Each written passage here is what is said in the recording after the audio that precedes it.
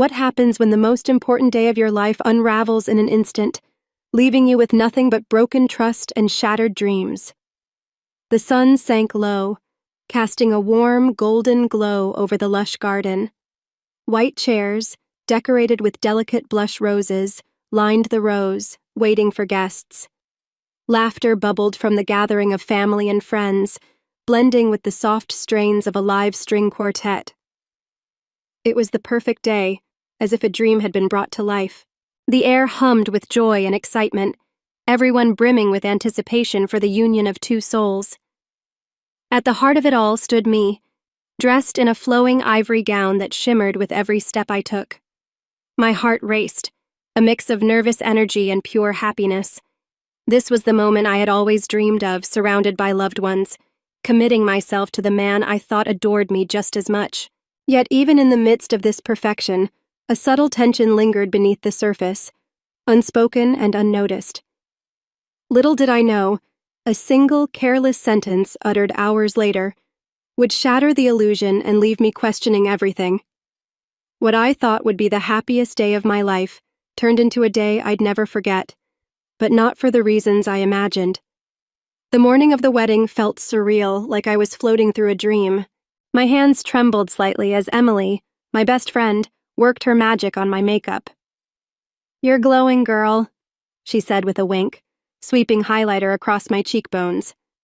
My mother busied herself, fussing over my hair and ensuring every little detail was perfect. "You only get one wedding day," she reminded me, eyes glistening with pride. I couldn't help but smile as I looked in the mirror. The woman staring back at me was radiant, a glowing bride just like I had always imagined. But beneath it all, a tiny voice whispered doubts. Would I look beautiful enough for him? Was I truly enough? Tom, my fiancé, had swept me off my feet from the moment we met. His sharp wit, dazzling smile, and effortless confidence made him the kind of man everyone adored. He had a magnetic presence, always the life of the party, the man people naturally gravitated toward. But sometimes, his confidence slid into arrogance, and I would catch a glimpse of something colder beneath his charm. I shook off those thoughts, unwilling to let any negativity mar my perfect day. As I stepped into my gown, I felt my heart swell with love and gratitude. Tom was my rock, my partner, and the man I wanted to build a future with. Emily, always the jokester, teased, "You're going to knock him off his feet, you know that, right?"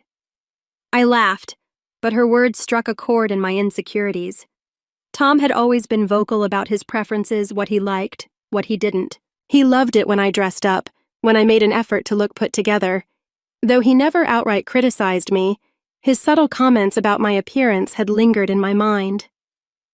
Once, while flipping through old photos, he'd remarked, "You looked great back then. Maybe it's time to hit the gym again." He'd laughed it off, and I did too, but the sting of his words had stayed with me. Still, I convinced myself today was about love and celebration. Tom and I were a team, and I couldn't wait to walk down the aisle toward the man who had promised me forever. As the ceremony drew closer, I pushed my insecurities aside, determined to focus on the beauty of the moment. The garden was alive with energy as I took my first step outside. The guests turned to watch, their faces lighting up with smiles. My heart soared when I spotted Tom at the altar, looking dashing in his tailored suit. He caught my eye and grinned, but something about his expression was unreadable, a flicker of something I couldn't quite place. For now, I ignored it. This was our day, and nothing could ruin it, or so I thought. The reception hall was alive with the sounds of clinking glasses, lively chatter, and the occasional burst of laughter. The fairy lights overhead twinkled, casting a soft glow over the crowd. Tables were adorned with lush floral arrangements, and the dance floor was a hub of joy as my friends and family celebrated our union. I should have been over the moon, basking in the love that surrounded us. But as I sat at the head table, glancing at Tom laughing with his friends, a nagging unease crept in. I shook it off. Today wasn't the day to overthink. This was our moment. When Tom stood to make his toast, a hush fell over the room. He held his glass high, a confident smile plastered across his face. "First of all, he began. "Thank you all for being here to celebrate with us. It means the world to me, and to my beautiful bride." He glanced at me, his eyes twinkling, and I felt a warm flush rise to my cheeks. He started light-hearted, sharing a few anecdotes about how we met and the silly quirks that made us, well, us. People laughed and I smiled, feeling the warmth of the moment, but then his tone shifted ever so slightly. "Now, let me tell you all something about my wife," he said, grinning mischievously. The room leaned in, waiting for the punchline. "I love her today, death truly, but let's just say she's been hitting the cake a little hard lately. Isn't that right, honey?" Time froze. The words landed like a physical blow. For a second, I thought I had misheard him. A ripple of awkward laughter spread through the room, a few gasps breaking the murmur. My heart dropped into my stomach as I processed what he had just said. I tried to laugh it off, forcing a weak smile as if to show I wasn't bothered, but inside a storm raged. How could he? On today of all days. My cheeks burned, and I felt every pair of eyes in the room on me, some amused, some sympathetic, others uncomfortable. My mind spiraled into a torrent of self-doubt. His words had hit the most vulnerable part of me, a wound I had tried to keep hidden. My struggles with my weight and self-image had always been deeply personal, a battle I fought quietly, and now he had laid it bare in front of everyone we knew. I tried to meet his gaze, hoping for some sign of remorse, but he was already chuckling with his friends, clearly pleased with his performance. That arrogant smirk, the same one I had brushed off so many times before. I felt tears prickling at the corners of my eyes. Not now, not here. I couldn't let them see me break. I glanced around the room, catching glimpses of reactions. My mother's lips were pressed into a thin line, her disapproval barely concealed. Emily sat frozen, her expression a mix of shock and anger. Some guests avoided my gaze entirely, their faces flushed with secondhand embarrassment. I couldn't sit there any longer. The walls seemed to close in, the laughter and chatter around me a deafening roar. Without a word, I pushed back my chair and walked briskly toward the exit. "Excuse me," I mumbled, my voice trembling, though I doubted anyone heard me over the din. As soon as I was outside, the cool night air hit me, and the dam broke. Hot tears streamed down my face as I leaned against the wall, gasping for breath. The ache in my chest felt unbearable, a mix of humiliation, anger, and heartbreak. This was supposed to be the happiest day of my life. I had envisioned love, joy, and memories to cherish forever. Instead, all I felt was small and exposed, reduced to the butt of a joke by the one person who was supposed to love me unconditionally. I couldn't bring myself to go back in, not after that. Instead, I stumbled toward the parking lot, my vision blurred with tears. The party continued behind me, the sounds of celebration fading as I walked further away. Little did I know, this was only the beginning of an unraveling I could never have anticipated. I found myself alone in a quiet corner of the venue's garden, far from the laughter and music that still spilled from the reception hall. The air was cool, the moon casting a silvery light over the neatly trimmed hedges and the gentle trickle of the fountain nearby. I sank onto a cold stone bench, my wedding dress flowing around me, and buried my face in my hands. The tears came uncontrollably, crashing over me in relentless waves. My chest tightened, stifling sobs I couldn't hold back. There was no one here to hear me, no one to witness the bride who had just walked away from her wedding reception. My heart felt shattered, the pieces breaking apart with every cruel word Tom had spoken, replaying in my mind like a haunting refrain. I love her, even if she's been hitting the cake a bit too hard lately. It wasn't just the words. It was the way he said them, casual, smug, as if my deepest insecurities were nothing more than a joke to amuse our guests. How could he? The man who had promised to love and cherish me had reduced me to a punchline in front of everyone who mattered to us. I wiped at my tear-streaked face, my makeup smudging further, and took a deep breath, trying to regain control. But my mind spiraled, drowning in memories of every moment I had ever doubted myself, every time I questioned whether I was enough for him. The weight of those insecurities, amplified by his callous words, felt unbearable. "Hey, I've been looking for you." The voice startled me, and I looked up to see Emily, my maid of honor and best friend, standing a few feet away. Her sharp eyes softened as they took in my tear-streaked face. Without hesitation, she sat beside me, her arm draping gently over my shoulders. "What happened?" she asked quietly, though I could see in her eyes that she already knew. I shook my head, the trembling of my lip betraying my struggle to stay composed. "He humiliated me," I whispered, my voice cracking. "In front of everyone. How could he do that, Emily? On our wedding day?" Her arms tightened around me, her anger palpable. "What he said was unforgivable, completely out of line," she said, her voice firm yet laced with empathy. "You didn't deserve that. Not today, not ever." Her words were a balm to my broken heart, but the ache still lingered. Before I could respond, another voice interrupted. "Honey, you can't take these things so seriously." My mother approached, her face a mix of concern and exhaustion. "Men say stupid things when they're under pressure. He was probably just trying to be funny." "Funny?" I snapped, the bitterness surprising even myself. "Mom, he made a joke about my weight. Do you know how humiliating that was for me?" She sighed, her hand gently touching my arm. "I know, sweetheart, but he loves you. Maybe he just wasn't thinking." "Don't let one moment ruin your day." "Ruin my day?" I repeated, my voice hollow and distant. Those words felt empty, meaningless. This wasn't just about a ruined day. This was about a broken trust, a crack in the foundation of what was supposed to be the most important relationship of my life. "I need some time," I said, my voice barely above a whisper. Emily nodded understanding, but my mother hesitated before reluctantly stepping away. I stayed on that bench long after they had left, the sounds of the reception fading as the night wore on. I couldn't bring myself to go back. Eventually, I made my way to the small hotel room I had reserved for the night, alone. The silence was deafening, broken only by the sound of my quiet sobs. I sat on the edge of the bed, still in my wedding dress, and stared at the wall, replaying the events of the day over and over in my mind. Was this a sign? A warning that I had ignored too many red flags in Tom's behavior? Or was I overreacting, letting one moment overshadow the love and joy we had shared up until now?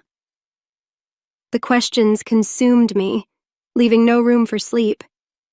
By the time the first light of dawn crept through the window, I felt hollow, unsure of what to do or where to go from here. All I knew was that the man I thought I knew, the man I had vowed to spend the rest of my life with, had wounded me in a way I wasn't sure could ever be undone. I woke up to a dull ache in my chest, the weight of the previous day pressing down on me like a suffocating fog. My wedding dress lay crumpled on the floor, where I had tossed it, a stark reminder of everything that had gone wrong.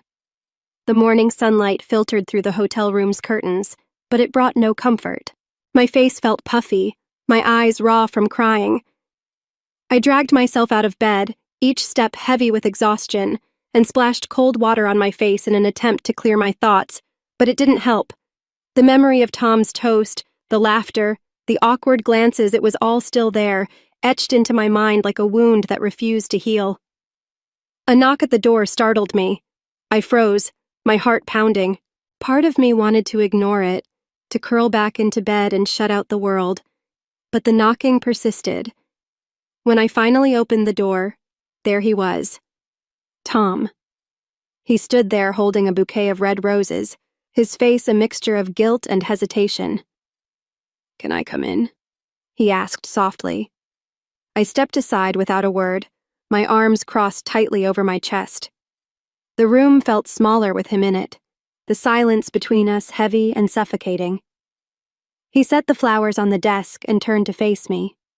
I'm so sorry for what I said yesterday," he began, his voice trembling slightly. "It was a stupid joke. I didn't mean to hurt you." I stared at him, my anger simmering just beneath the surface. "A stupid joke?"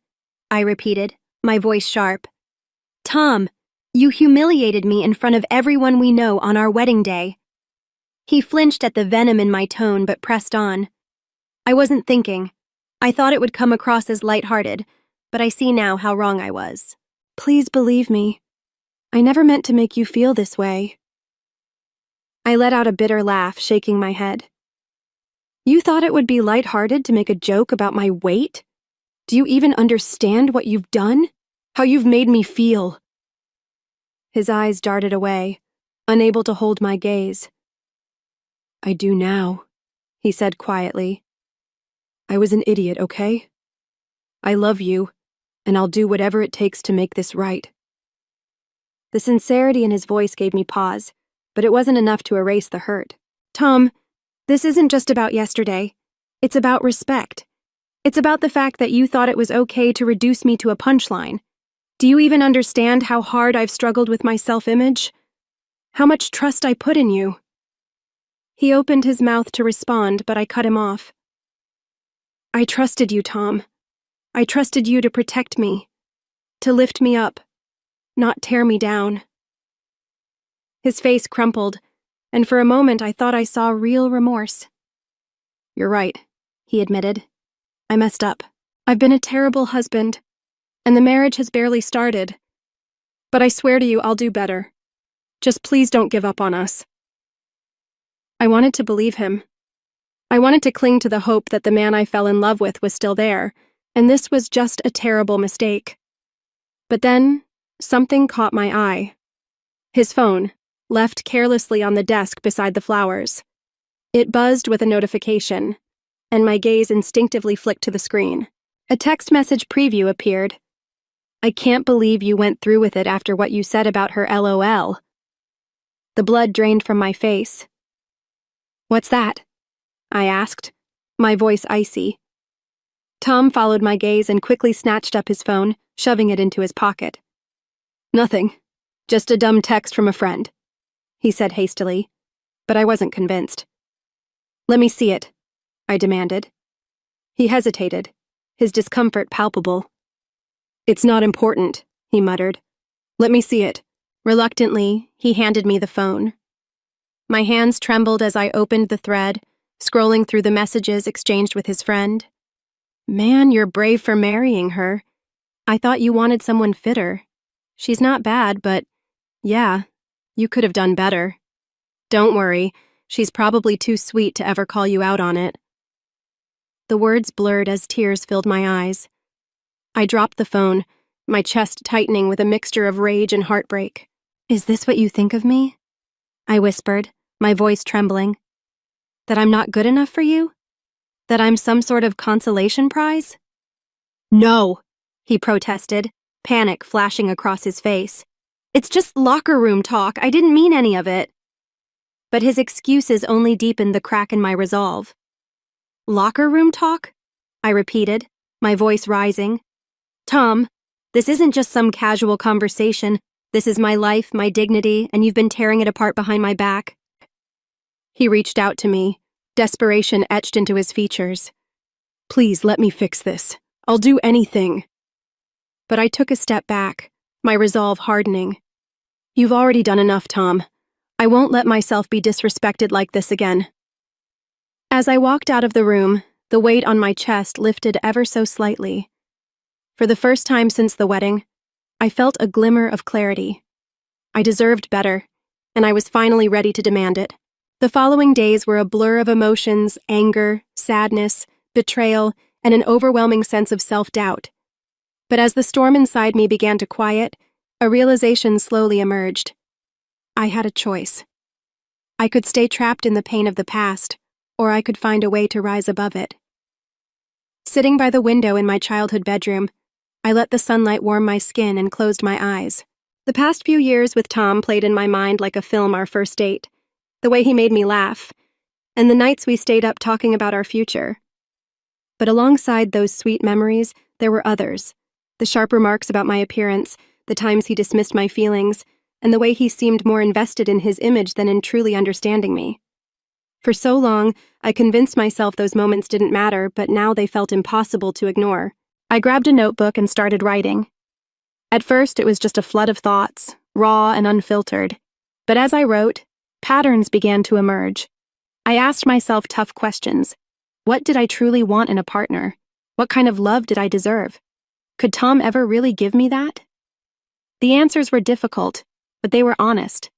To reclaim myself, I knew I needed to reconnect with the parts of me that had been buried under insecurities. I reached out to my best friend, Lily, who had always been my fiercest support. When I shared everything with her, she didn't sugarcoat it. "You deserve someone who lifts you up, not someone who breaks you down," she said firmly. "You've always put others first, but it's time to put yourself first." With her encouragement, I signed up for a yoga class, something I'd always wanted to try but never made time for. The quiet focus, the rhythm of my breath, and the small victories of mastering new poses gave me a sense of control I hadn't felt in days. I also found my old sketchbook and let the pencil glide across the paper, rediscovering a passion I had long neglected. Creating something with my hands felt liberating, a reminder that I was capable of beauty and growth, even in the midst of chaos. But despite the empowerment these moments brought, I knew they weren't enough. There was unfinished business. I couldn't move forward without confronting Tom one last time, not to relive the past, but to set boundaries and make my expectations clear. I called him and asked if he could meet me at a cafe near my parents' house. He agreed, his voice tentative but willing. When he walked in, his expression was a mix of hope and anxiety. I had rehearsed what I wanted to say, but sitting across from him, the words felt heavier than I had expected. "Tom," I began, my voice steady yet firm. "I didn't ask you here to revisit everything that happened. I've spent the past few days thinking about what I need not just in a marriage but in my life." He nodded, his hands clasped tightly on the table. "I've been thinking too, and I want to do whatever it takes to fix this." I raised a hand to stop him. "This isn't about what you can do to fix things. This is about whether or not we're truly right for each other. I need respect. I need trust. I need to feel valued for who I am, not for who you think I should be." His face dropped, but he stayed silent. "I'm not saying I've given up on us," I continued. "But if we're going to move forward, things have to change. It starts with you recognizing the damage you've caused and making a real effort to rebuild my trust, not with words, but with actions." Tom swallowed hard, his voice barely above a whisper. "I hear you. I want to be better for you and us. I just hope I haven't lost you already." I took a deep breath, the weight on my chest easing slightly. "That's something only time will tell." As I walked away from the cafe, I felt a newfound strength coursing through me.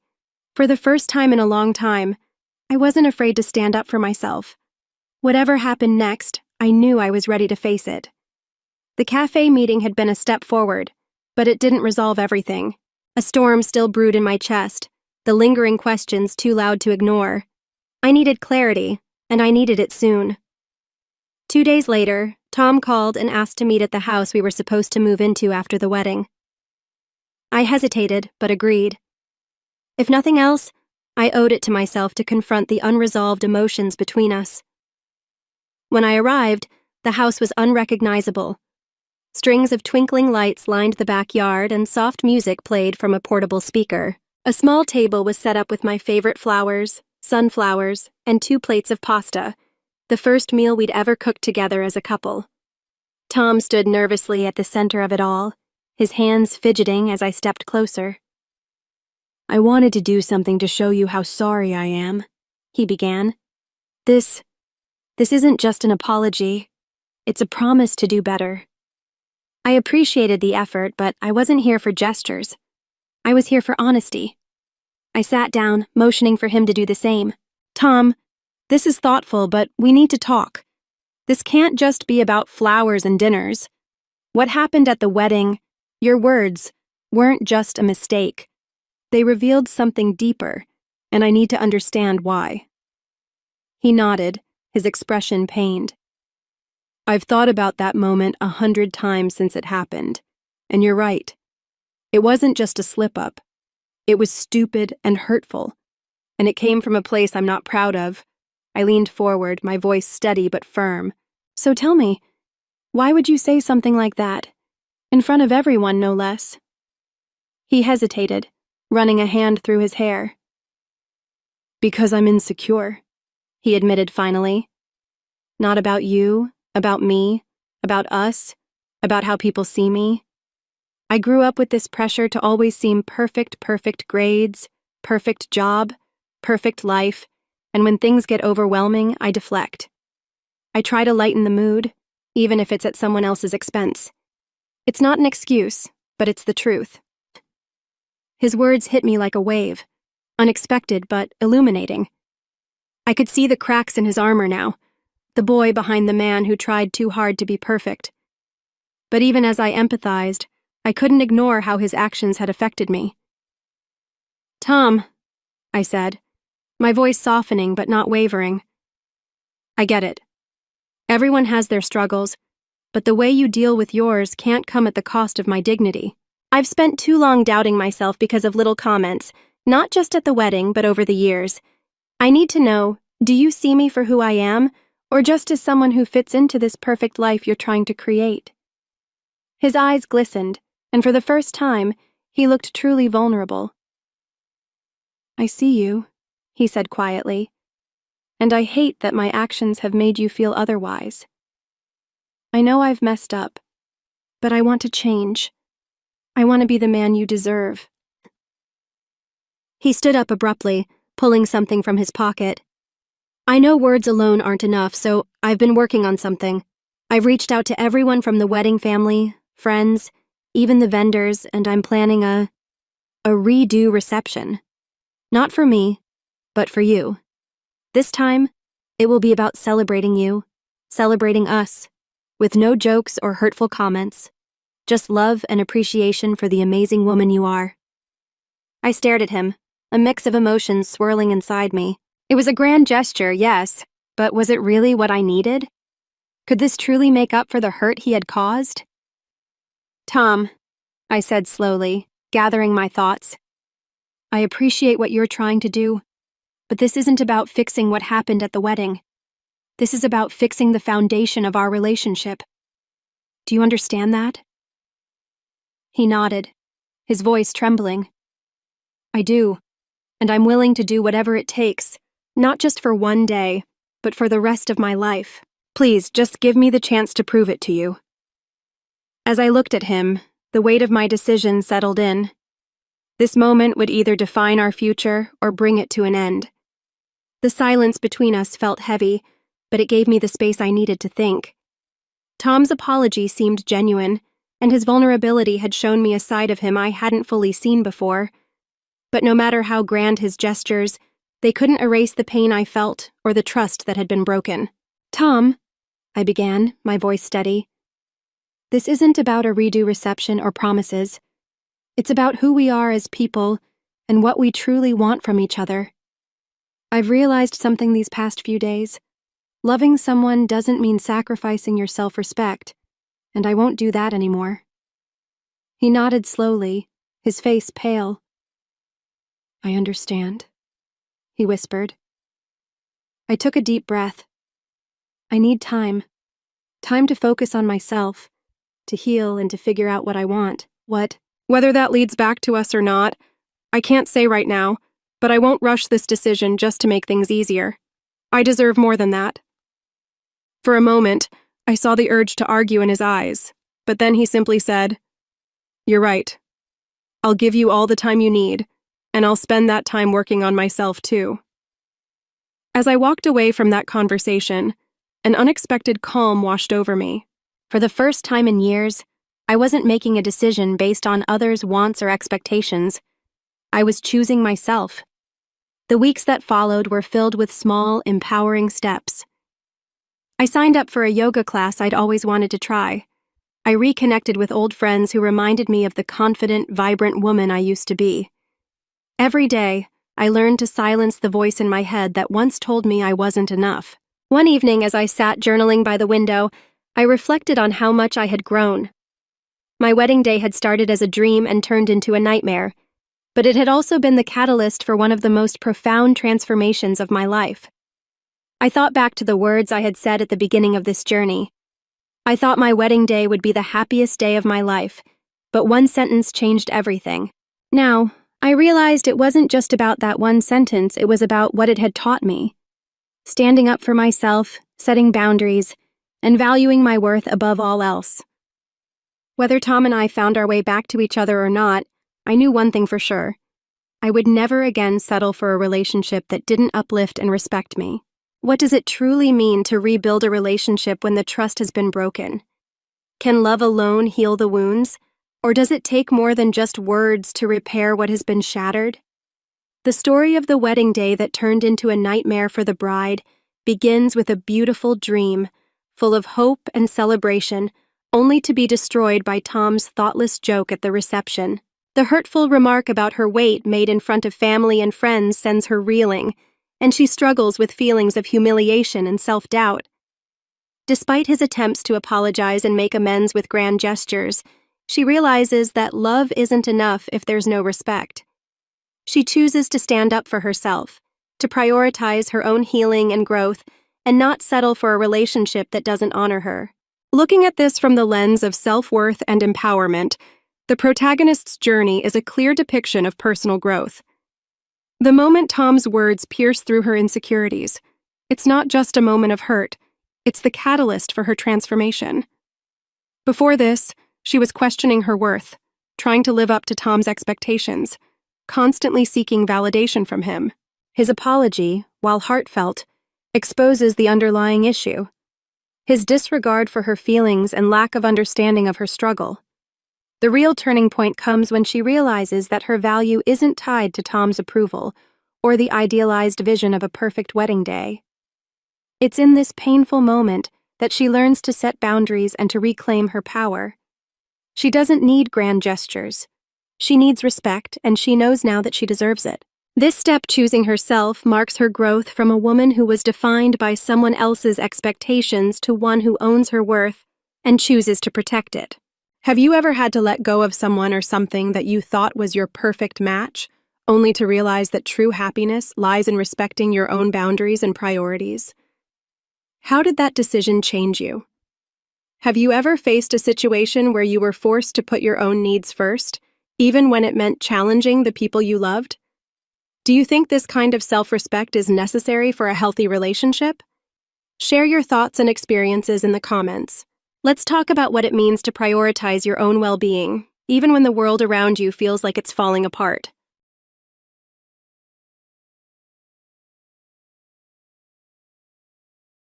More champagne, Mom? Tyler asked, refilling my glass before I could respond. I smiled hesitantly, nervously glancing at my son and his fiancée.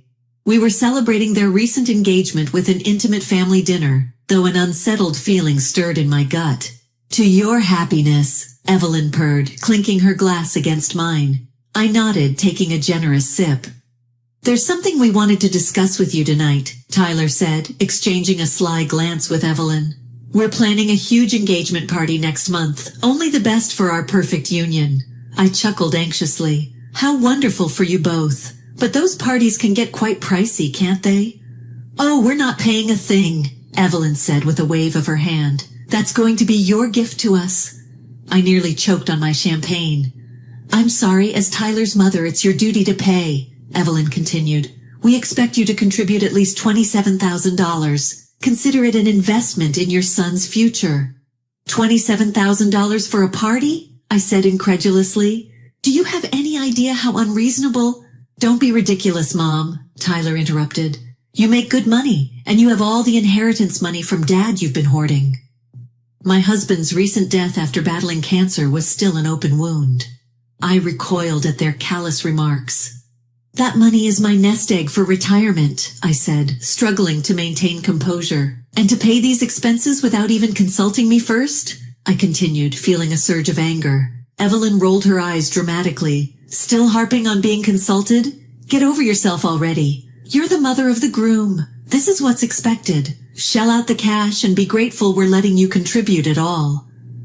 You should feel honored we're even inviting you, Tyler sneered. So write the damn check so we can start planning. I sat stunned, unable to comprehend their arrogance and disregard. I appealed once more to my son. Honey, be reasonable. You can have a lovely party without extravagant costs. Let's scale things back a bit. Tyler slammed his fist on the table, rattling the glasses. I knew you would pull this cheapskate crap, he shouted. Some mother you are, can't even support your only son. Hot tears sprang to my eyes as I took in their contemptuous glares. Perhaps I had spoiled my son rotten over the years. But I never imagined he could treat me with such cruelty and disrespect. I stood abruptly, disgusted by the two vipers lounging there in my home. I think you should leave now, I said quietly. Evelyn leapt up and gripped my shoulders with sharp red nails. Don't even try rejecting your duty, she growled. You either pay up or you can kiss your relationship with Tyler and any future grandchildren goodbye. I shook her off violently. Get out, I bellowed. Out of my house this instant. They stalked out without another word, but I saw them exchange a triumphant smirk. My heart dropped, suddenly realizing the engagement celebration I had hoped for would instead deliver nothing but greed, manipulation, and pain.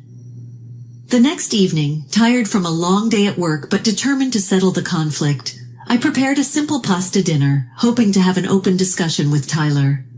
I heard the front door slam and braced myself as loud footsteps echoed down the hall. Something smells good. Tyler breezed into the kitchen and headed straight for the wine cabinet. My hopes lifted for a moment, then quickly faded as Evelyn clip-clopped in behind him, reeking of heavy perfume.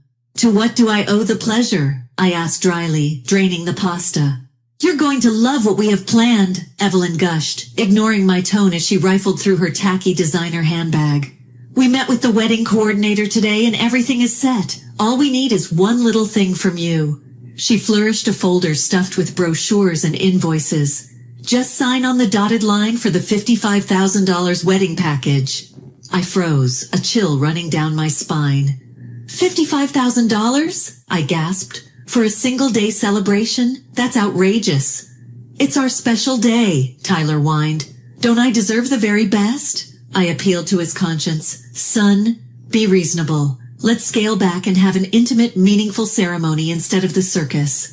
Evelyn slammed the folder down. You incompetent hag! Who said this was open for discussion? She screeched. You will pay every penny to give your only son his dream wedding. Rage boiled up inside of me. Through gritted teeth, I replied, You entitled, nasty piece of— Mom! Martha's voice cut through the tension. We all turned in surprise to see my daughter standing firmly in the archway. Stay out of this, Evelyn snarled at her. The hell it doesn't, Martha retorted. You don't talk that way to my mother. She crossed the room to stand protectively beside me. Under normal circumstances, I might have bristled at her interference, but at that moment, her solidarity was a lifeline, and I welcomed it. Tyler threw his hands up melodramatically. I ask for one little wedding and my entire family turns against me, he accused, pointing an accusing finger at his sister. It's all your influence. You filled Mom's head with illusions that she didn't owe me that money and her loyalty, he continued. Mom owes you nothing but basic respect, which clearly isn't reciprocated, Martha said firmly. She raised you single-handedly after Dad died, working tirelessly to give you every advantage. And this is how you repay decades of love and generosity? With shameless exploitation? My son had no response other than childish whimpers. Martha turned to me, her tattooed hand gripping mine firmly. You stand strong, Mom. Set boundaries and demand the respect you deserve. I've got your back. The knot in my chest loosened with immense relief. My daughter's stalwart support washed away my self-doubts. I would not bow down to these greedy, manipulative vultures for another minute. I drew myself up to full height, emboldened. You both have two choices, I addressed Tyler and Evelyn in a loud, clear voice. Treat me and my daughter with basic decency, or get the hell out of our lives. Evelyn opened her mouth, no doubt to spew more bile, but she caught Martha's murderous glare, thought better of it, and dragged a whimpering Tyler out by his ear instead. I squeezed Martha's hand, my eyes brimming with grateful tears. How did I get so lucky to have a daughter like you? She smiled crookedly. Just being a chip off the old block. Now let's dish up that pasta and plot our next move. These asshats don't know who they're messing with. The next week crawled by with intense uncertainty. My phone buzzed incessantly with demanding texts and voicemails from Tyler, raging when I didn't immediately call him back. I started screening my calls, not having the energy to deal with his abusive diatribes. When Saturday afternoon came, I decided to treat myself to a manicure to lift my spirits. As I sat relaxing while the technician groomed my nails, my phone buzzed yet again. Normally I would ignore it, but glancing down I saw it was a call from Tyler's number. "Hi, honey," I answered cautiously. "It's your witch of a mother," came Evelyn's grating voice instead. My blood instantly started boiling. I was just about to hang up when I heard Tyler's sneering tones in the background. "Is the old bag actually taking your call? She's been dodging mine all week," he said. There was a rustling sound, followed by his voice coming clearly through the phone speaker. "Mom, what the hell? I've been calling nonstop. Have you given any more thought to funding the wedding? The coordinator is breathing down my neck." I opened my mouth to deliver a stern refusal, but Evelyn's shrill voice cut me off. "Oh, let it go already. She's clearly a lost cause." There was a slap as if she swatted his arm. "Your mother is a dried-up, selfish prune. Once we're married, we'll change all the account passwords so she can never access our money." My eyes nearly popped out of my skull. "Our money!" There was more rustling, then Evelyn's grinning voice continued. "Why are we even still inviting her to the wedding? She'll just show up wearing some raggedy outfit from the clearance rack at TJ Maxx." Their raucous laughter boiled my blood, but worse was Tyler's reply. "God, and you know she's going to be all whiny about contributing to our future, as if that puny life insurance payout could compare to what I make in a month." The hair on my neck bristled with outrage. The puny payout was nearly $500,000 that I had invested for retirement, not blown on sports cars and designer clothes like my prodigal son. Evelyn scoffed loudly. "Oh, please. We both know it was your daddy's money that set you up nicely at that firm. Your mother couldn't manage an allowance without a man's help." "Hell yes to that," Tyler cackled. "And we put that inheritance money to way better use, like annual trips to Dubai, first class all the way." Their uproarious laughter made my blood boil. I stabbed the red phone icon with so much force I nearly cracked the screen. Those money-grubbing snakes! I had suspected their motive all along, but hearing their vile words firsthand rocked me to the core. My hands trembled with rage and indignation. I waved away the technician's concerned glances, threw a wad of cash on the counter, and raced for the door. I drove home in record time, burned up with the need to unload. To Martha, thankfully, she was already there, waiting, her motorcycle parked haphazardly on the driveway. I burst through the front door, and she leapt up from the couch, startled by my frazzled state. The story came pouring out in an enraged torrent. Martha's green eyes blazed. "Those conniving!" she yelled. "I knew it all along. It was never about family or celebration. They just see me as a cash dispensary. I feel so betrayed and used," I said, bitter, choking back tears of frustration. "My only son, how could he?" I said desperately. Martha gripped my shoulders, her piercing gaze meeting mine. "Mom, listen to me. We need to gather evidence and expose these cockroaches for who they really are," she said, her fist hitting her palm with a decisive thwack. "Contact the wedding coordinator, get documentation of everything arranged without your consent. I'll dig into Evelyn's background too. I guarantee her family is loaded despite those snake oil tears." "We're going to shut this whole circus down," Martha said. Hope and courage surged up in me again. My wonderful daughter was right. The time had come to take control and fight back. I pulled her in for a fierce hug, more grateful than ever for her integrity and strength. Let's go nail their greedy asses to the wall. Over the next 2 weeks, Martha and I gathered reams of evidence, exposing Tyler and Evelyn's deceit. As Martha uncovered, Evelyn came from an extremely affluent family who were fully capable of funding their daughter's lavish tastes. Get this, her father owns a huge real estate investment firm, Martha revealed. Meanwhile, I obtained financial records from the wedding coordinator, showing the exorbitant expenses Tyler and Evelyn were trying to rack up on my dime. $80,000 and counting. We have everything we need to confront these swindlers, Martha declared, paperwork spread out on the dining table before us. "Let's invite them over to review wedding plans and then drop the hammer on them." Her green eyes glinted. So I extended the bait, luring them over under the pretense of financing reconciliation and celebration details. The bait was taken instantly. Right on time, the doorbell screeched urgently. Before I could even answer, Tyler and Evelyn blew in, reeking as usual of arrogance and Chanel No. 5. "Where's my check?" Tyler demanded right off the bat.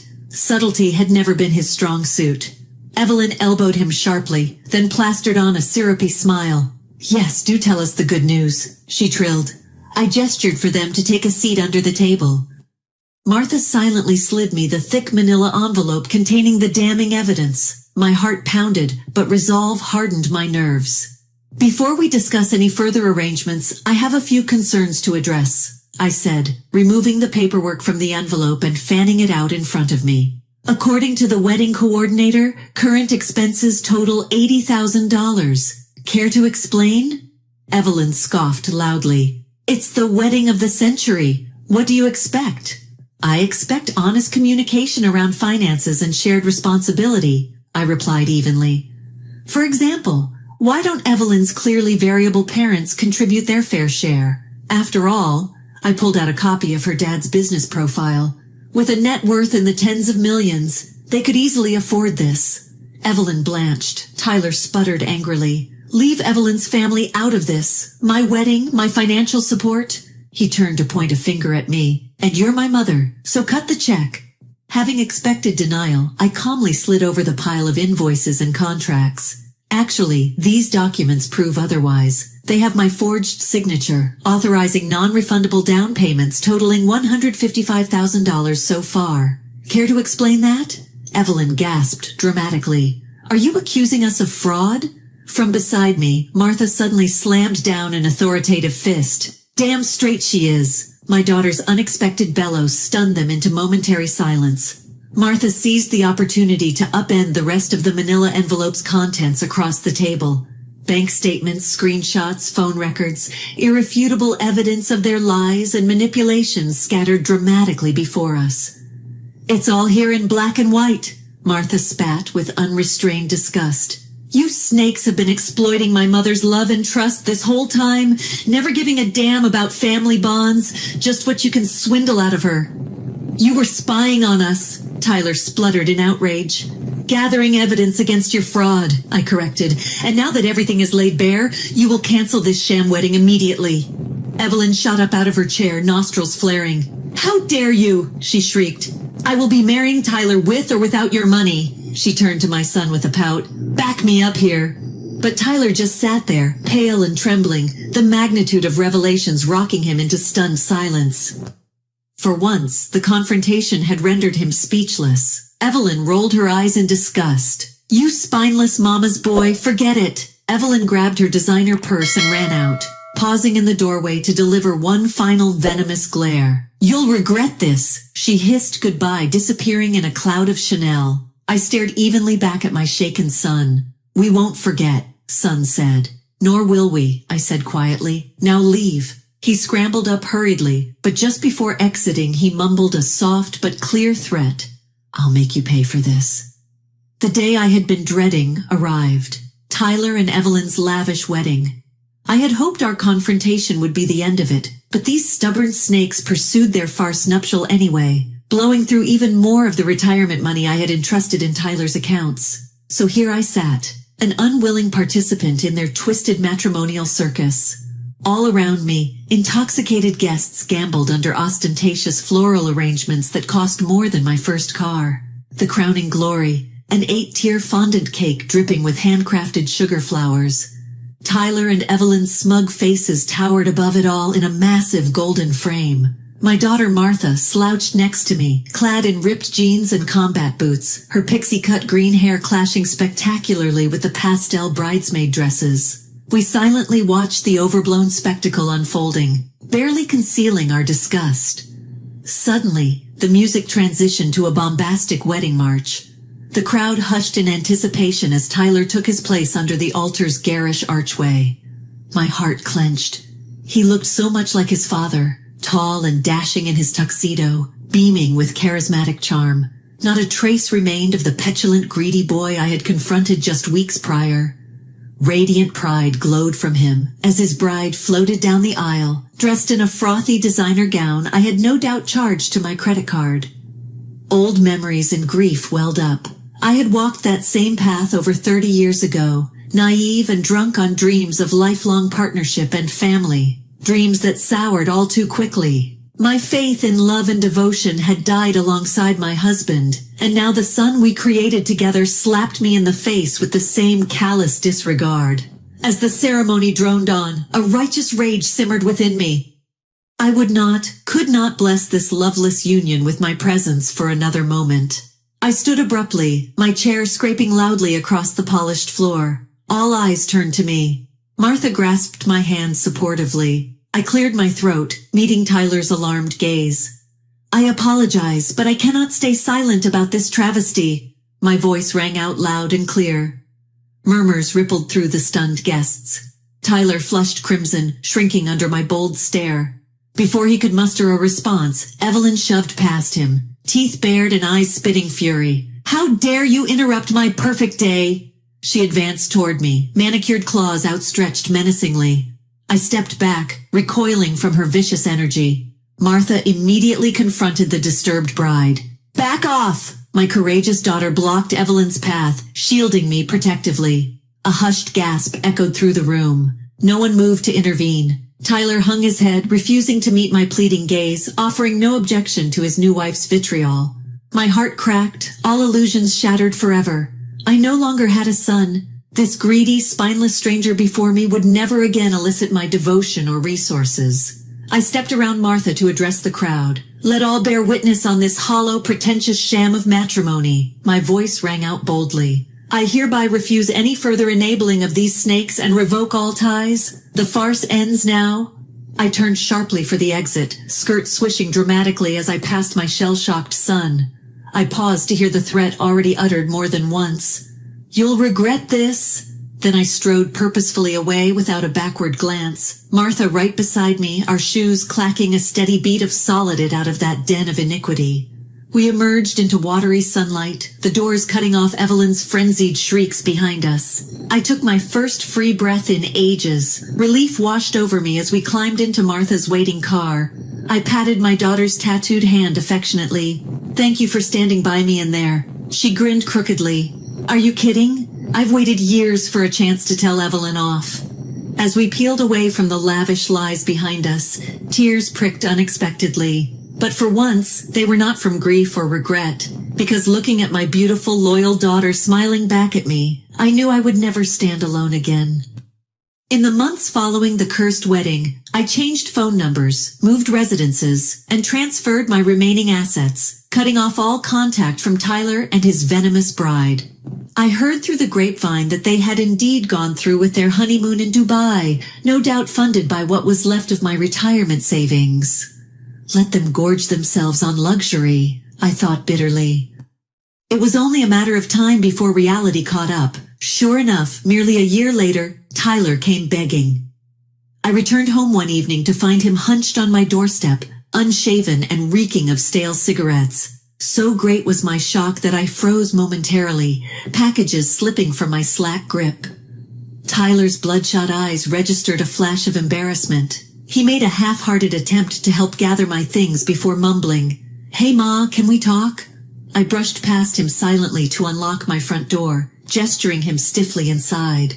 He hovered awkwardly as I put away groceries with deliberate slowness, bracing myself before finally addressing him.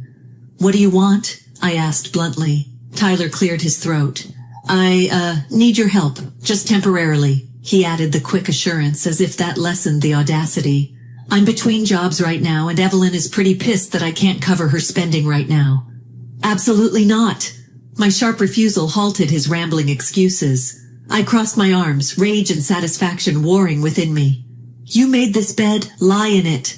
Tyler gaped, unaccustomed to blunt denial from his doting mother. "Come on, Ma, I'm desperate here. Can't you just spot me a few grand?"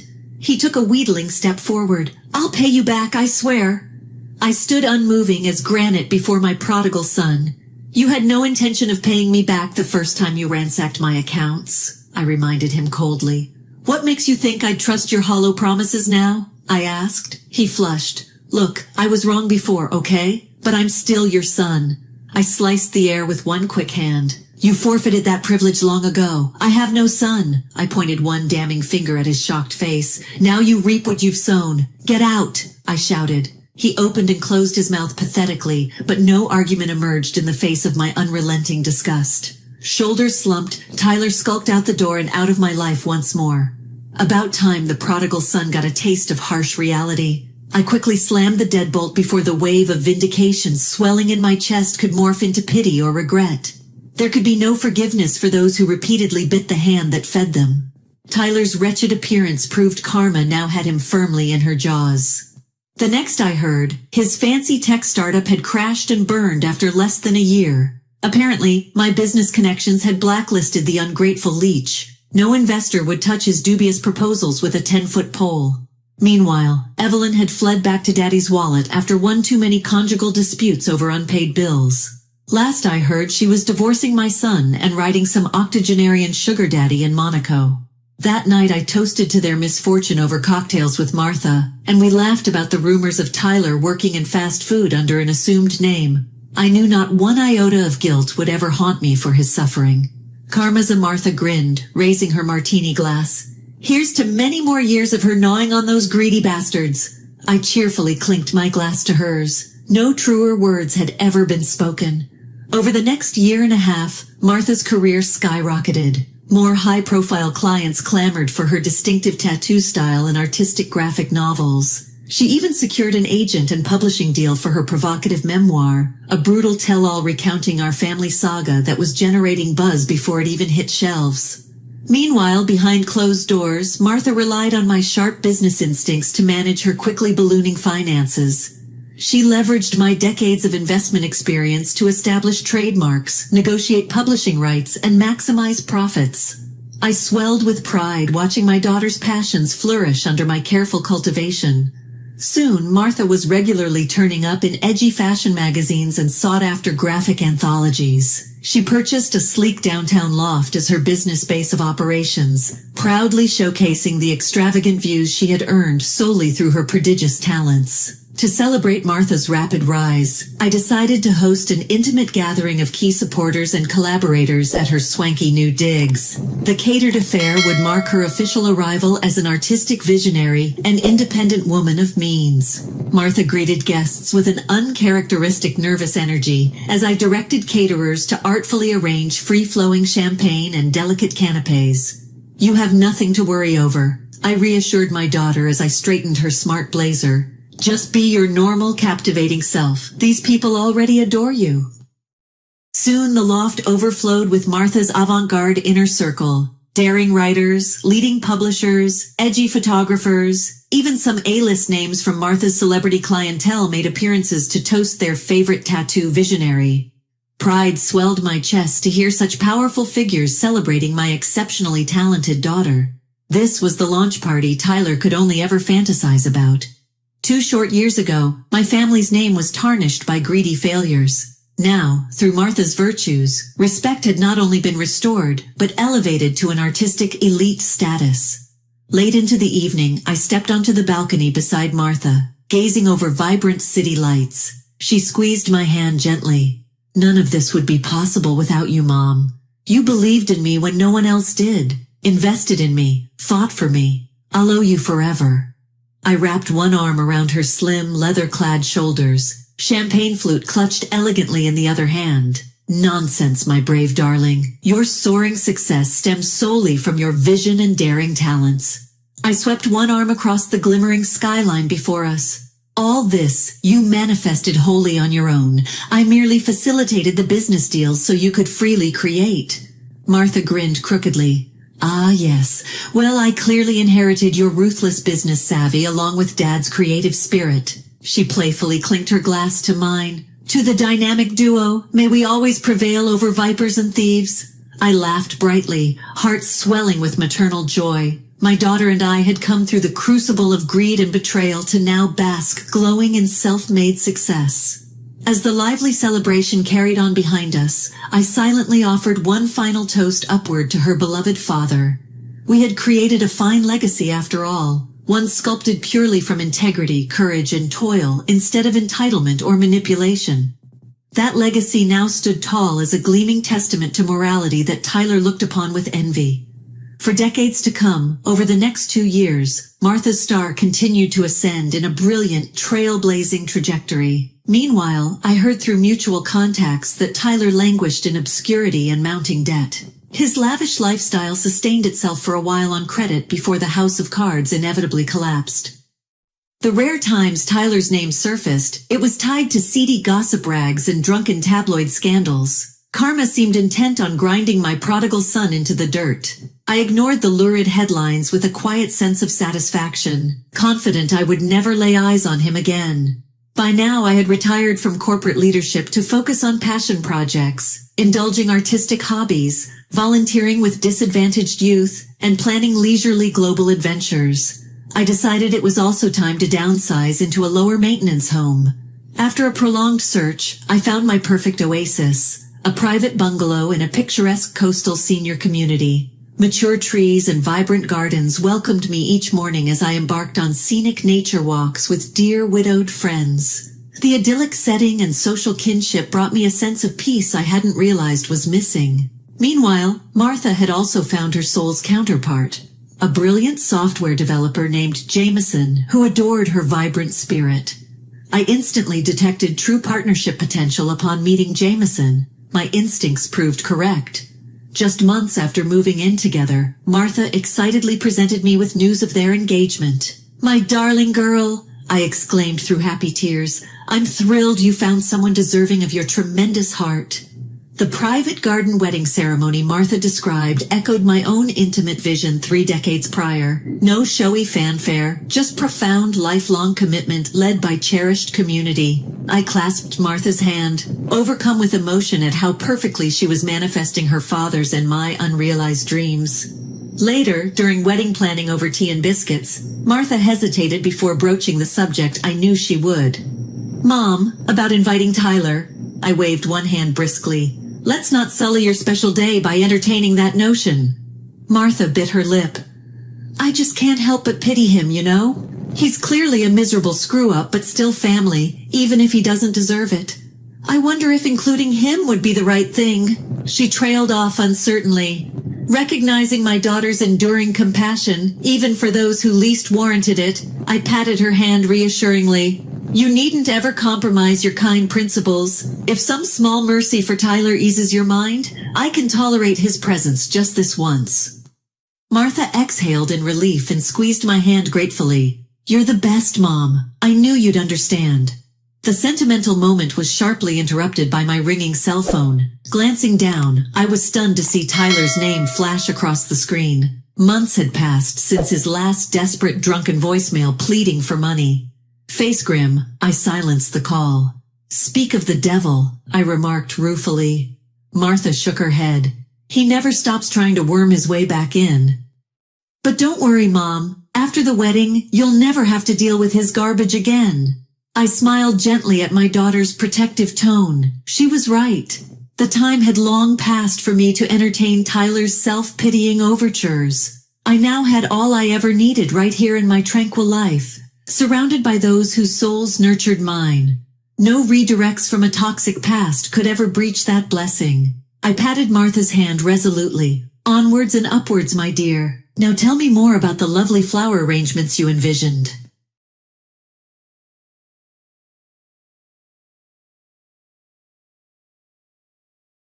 I'm Ingrid Dalton, and my life as I knew it came crashing down on a Thursday evening.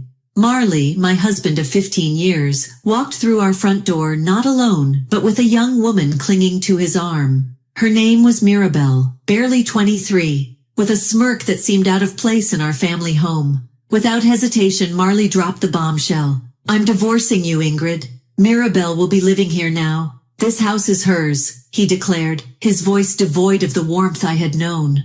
My heart pounded in my chest, disbelief and confusion swirling within me. I had heard of such stories but never imagined I would be the protagonist in this cruel plot. The calmness that enveloped me was more out of shock than composure. "You can't be serious," I managed to say, my voice barely above a whisper. Marley laughed, a sound that now seemed foreign to me. "Oh, I am very serious. It's been a long time coming, you just never saw it." Mirabelle, leaning against him, looked me over with an air of triumph. "He's tired of you, Ingrid. It's obvious," she chimed in. The scene felt surreal, like a bad dream, but the coldness in Marley's eyes was real, too real. The man I had shared my life with, the father of our child, was a stranger to me now. "So this is it? You're throwing away our marriage, our family, for her?" I asked, my voice tinged with bitterness I didn't know I possessed. "Family? Please don't be so dramatic. It's not like we were happy. And yes, for Mirabelle, she understands me, unlike you," he retorted. I felt the sting of his words, each one a betrayal. But amidst the pain, a sense of clarity began to take hold. Marley was showing his true colors, and they were ugly and callous.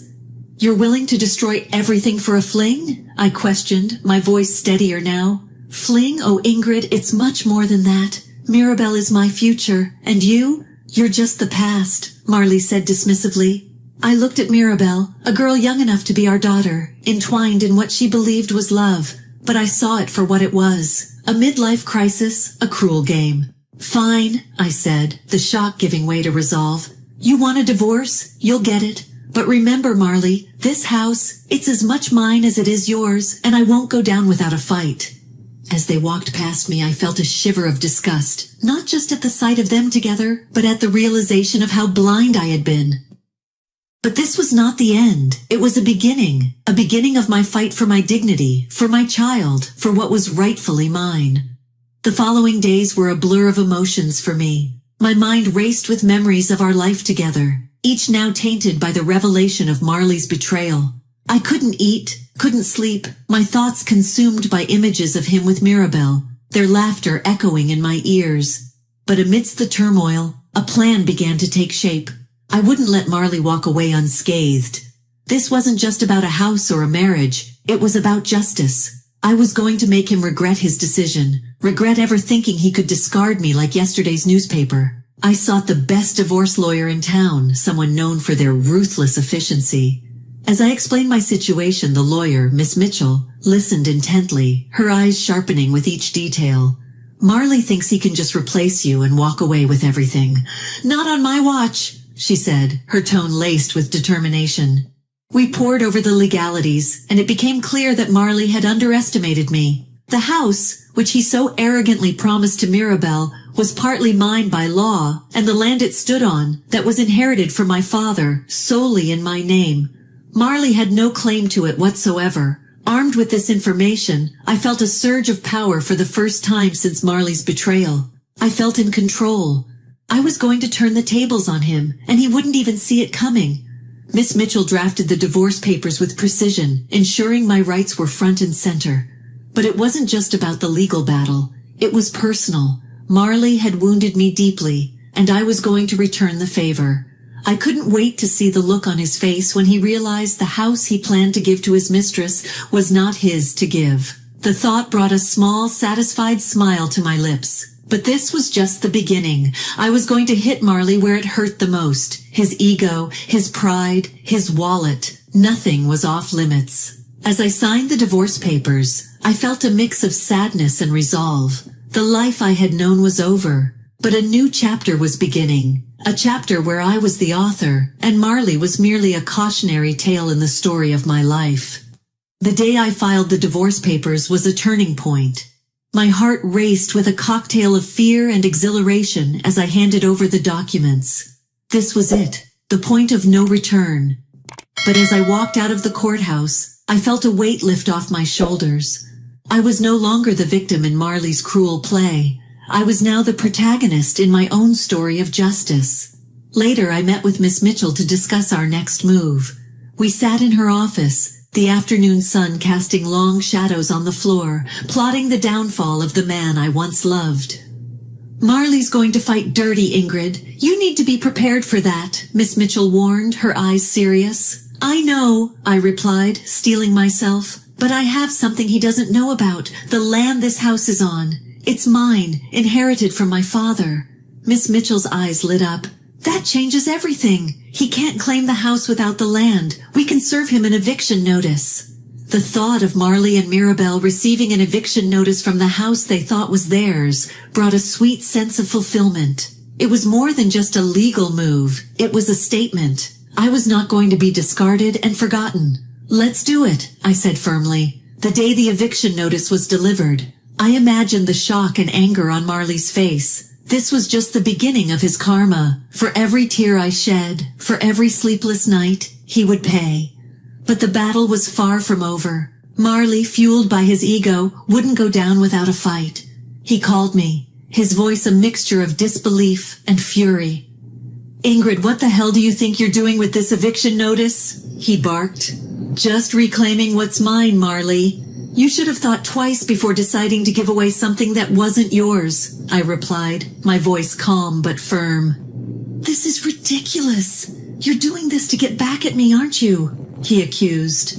"It's not about revenge, Marley. It's about justice. You can't just take what you want without consequences," I countered. Marley was silent for a moment, and I could almost hear the wheels turning in his head. He had underestimated me, thinking I would quietly retreat. But I was fighting back, and I wasn't going to stop until I had what was rightfully mine. "This isn't over, Ingrid. I'll fight this," he finally said. "Go ahead," I responded. "But remember, the law is on my side, and I'm not backing down." After hanging up, I felt a surge of power. For too long, I had let Marley dictate our lives. But now, the tables were turned. I was in control, and I would not relent until justice was served. The weeks that followed were a chess game of legal maneuvers and emotional confrontations. Marley, caught off guard by the eviction notice, launched into a series of desperate attempts to sway the situation in his favor. But with each move, he only entangled himself further into the web of his own making. One evening, as I sat in my living room, the phone rang. The caller ID flashed Marley's name, and I braced myself for another round of his pleading and anger. "Ingrid, you can't do this to me, to us," Marley's voice came through tinged with frustration. "There's no us anymore," he continued. "Marley, you made sure of that," I replied, my voice steady. "This is madness. You're going to leave me homeless over some petty revenge," he argued. "Petty? You call destroying our family petty?" I shot back. "This isn't about revenge, Marley. It's about consequences. Your actions have them, and now you're facing them." Marley's voice turned softer, almost pleading. "Ingrid, please, let's talk about this. We can sort it out for old time's sake." I almost laughed. Old time's sake, as if our years together were mere tokens to be traded in times of trouble. "There's nothing left to sort out, Marley. You made your choices, now you live with them," I said, cutting him off. He was silent for a moment, and I could sense his desperation mounting. "You're enjoying this, aren't you? Seeing me suffer?" he accused. "It's not about enjoyment, Marley. It's about justice. You need to understand that every action has a consequence, and this is yours." I hung up before he could respond. My heart was racing, but there was a sense of empowerment in standing my ground. For too long, I had let Marley dictate the terms of our life, but now the balance had shifted. I was no longer the passive wife he thought he could easily discard. In the following days, the reality of his situation seemed to dawn on Marley. His calls became less frequent, his voice less assured. The man who had once held all the power in our relationship was now scrambling to salvage what little he could from the ruins he had created. And Mirabelle, her presence in the background of this drama, was a constant reminder of the catalyst for all of this. But I knew her part in Marley's story was coming to an end. She was just another pawn in his game, and soon she would realize it too. I lay awake at night, the silence of the house a stark contrast to the chaos of my thoughts. But amidst the turmoil, there was a growing sense of clarity. I was doing the right thing, not just for me, but for our child. In this battle of wills, I was not just fighting for my rights, I was fighting for our future. As the legal battle intensified, Marley's veneer of control began to crack. The house he had intended to gift Mirabelle was slipping through his fingers, and with it, his imagined future. His desperation became more evident with each passing day. One afternoon, as I reviewed some documents from Miss Mitchell, my phone buzzed with a message from Marley. It was an invitation, or rather a plea for a meeting. Against my better judgment, I agreed. It was time to face him, not as his wife, but as the architect of his downfall. We met at a quiet cafe, a neutral ground amidst our war. Marley looked haggard, the strain of the situation etching deep lines on his face. As he saw me, his expression shifted from relief to something darker. "Ingrid, thank you for coming. We need to sort this out," he started, his voice shaky. "Sort this out? You mean find a way for you to weasel out of the consequences?" I replied coldly. He leaned forward, his eyes searching mine. "I know I've made mistakes, but this is too much. You're taking everything from me, everything." "No, Marley, I'm taking back what's mine. You made your choice when you decided to betray our family. Now I'm making mine," I said firmly. Marley's frustration boiled over. "You're heartless. Do you enjoy seeing me like this, struggling, begging?" I met his gaze unflinching. "Heartless? You dare call me heartless after what you've done? This isn't about enjoyment, Marley. It's about justice. You can beg all you want, but it changes nothing." He slumped back in his chair, defeated. "So what? You're going to leave me homeless? Ruin me? If that's what it takes for you to understand the gravity of your actions, then yes," I said. "You thought you could discard me without any repercussions. You were wrong." Marley looked away, the reality of his situation finally dawning on him. "What about Mirabelle?" he asked, almost as an afterthought. "Mirabelle, she's your concern, not mine. Though I doubt she'll stick around once she realizes there's nothing left for her here," I replied as I stood up to leave. Marley reached out, a last-ditch effort to salvage something from the wreckage. "Ingrid, please." I pulled away. "Save your please, Marley. It's too late for that. You've made your bed. Now you lie in it." Walking away from that cafe, I felt a surge of liberation. The chains of our marriage, once so constrictive, were now broken. I was free from Marley's betrayal, free to rebuild my life on my terms. In the wake of our meeting, Marley's attempts to sway the situation became increasingly frantic and futile. His calls, once demanding and arrogant, were now laced with desperation. The tables had turned, and he was slowly coming to terms with the magnitude of his mistakes. One evening, as I was preparing dinner, my phone rang again. It was Marley. Bracing myself, I answered. "Ingrid, you can't do this. We can talk about this. There has to be another way," Marley pleaded, his voice cracking. "Another way? After everything you've done, you think there's a way out for you?" I responded, incredulous. "It's not just about me. Think about our child, Ingrid. This affects them too," he argued, playing what he thought was his trump card. "Our child? The same child you so easily dismissed in your plans with Mirabelle? No, Marley. This is about justice. This is about making sure our child knows that actions have consequences," I retorted. There was a pause on the other end, a silence filled with unspoken realizations. Marley had always underestimated me, but no longer. I was no longer the woman he thought he could control and manipulate. "You're going to regret this, Ingrid. You're going too far," Marley said, his voice a mixture of anger and fear. "Regret? The only regret I have is not seeing your true colors sooner. I don't go too far. You're just finally being held accountable," I shot back. Marley's frustration boiled over. "You think you've won, don't you? You think you can just take everything and leave me with nothing?" "This isn't about winning or losing, Marley. It's about righting a wrong. You made your choices and now you live with the consequences. It's that simple," I replied firmly. The call ended with Marley's defeated silence, a stark contrast to his usual bluster. He was finally feeling the weight of his actions, the cost of his betrayal. In the following weeks, the reality of Marley's situation became increasingly apparent. His financial resources dwindled, strained by legal fees and the loss of the house. Mirabelle, mercurial as expected, began to drift away. Her affection waned as Marley's situation worsened. The final court hearing was a formality, a legal stamp on what was already a foregone conclusion. As I stood outside the courthouse, the decree in hand, I felt an overwhelming sense of closure. Marley's downfall was complete, a direct result of his own actions. I turned my back on the courthouse, my heart lighter than it had been in months. The future lay ahead, undefined but promising. I had fought for justice, for myself and my child, and emerged victorious. The months following the divorce and Marley's eviction from the house brought profound changes. Our home, once tainted by the shadow of betrayal, slowly transformed back into a sanctuary of peace and strength for me and our child. Each room was cleansed of Marley's presence, his memories replaced by new, joyful ones.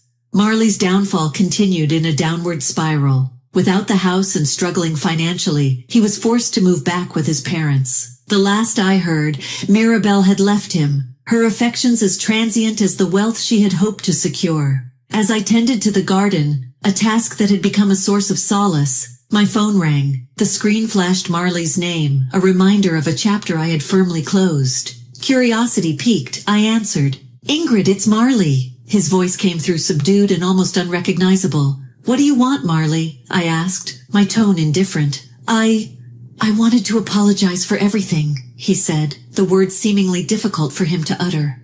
"Apologies don't change the past, Marley. They don't undo the hurt," I replied calmly. "I know," he admitted. "I've lost everything, Ingrid. Mirabelle's gone. I'm living with my parents. I've hit rock bottom." "That was your doing, Marley. You made those choices," I stated plainly. There was a heavy sigh on the other end. "I know, I thought you should know. I regret it, Ingrid. I regret it all," his words laden with remorse. But they didn't bring me the satisfaction I had once thought they would. Instead, there was a sense of finality, a closing of a chapter that had caused so much pain. "Your regret is your own to live with, Marley. I've moved on. I suggest you do the same," I said, ready to end the conversation. "Ingrid, he started but trailed off. "There's nothing more to say, Marley. Goodbye," I said and hung up. As I put my phone away and turned back to my garden, a sense of peace washed over me. The past was behind me, and ahead was a life filled with possibilities, a life of my own making. The garden bloomed around me, a testament to new beginnings and growth. Our child laughed in the background, a sound that filled my heart with joy. This was my world now, one where betrayal and pain had no place. Marley's chapter in my life was over, but mine was just beginning. A chapter filled with strength, resilience, and the love of those who truly mattered.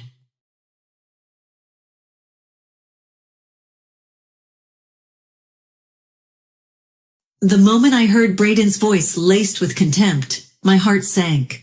I was standing at the bottom of the stairs in our 2-story house, a place that once felt like a haven of love. Now it was a stage for my humiliation. "Yeah, Mom, Marley is really getting on my nerves." Braden's voice floated down the stairs, tinged with annoyance. "She thinks she's the boss just because she's the main breadwinner now. It's laughable." I clutched the banister, my knuckles whitening. This was not the first time I felt dismissed by Braden, but hearing him belittle me to his mother, Kendra, was a new low.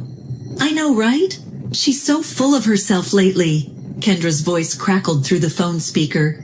"You should show her she's not irreplaceable. Maybe meet someone younger, more fun." A cold laugh escaped Braden. "That might just teach her a lesson. Marley's so smitten with me she wouldn't dare leave no matter what."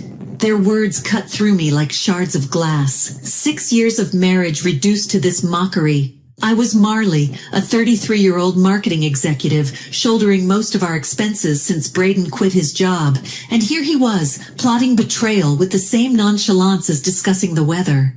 I stepped back, retreating into the shadows, my mind racing.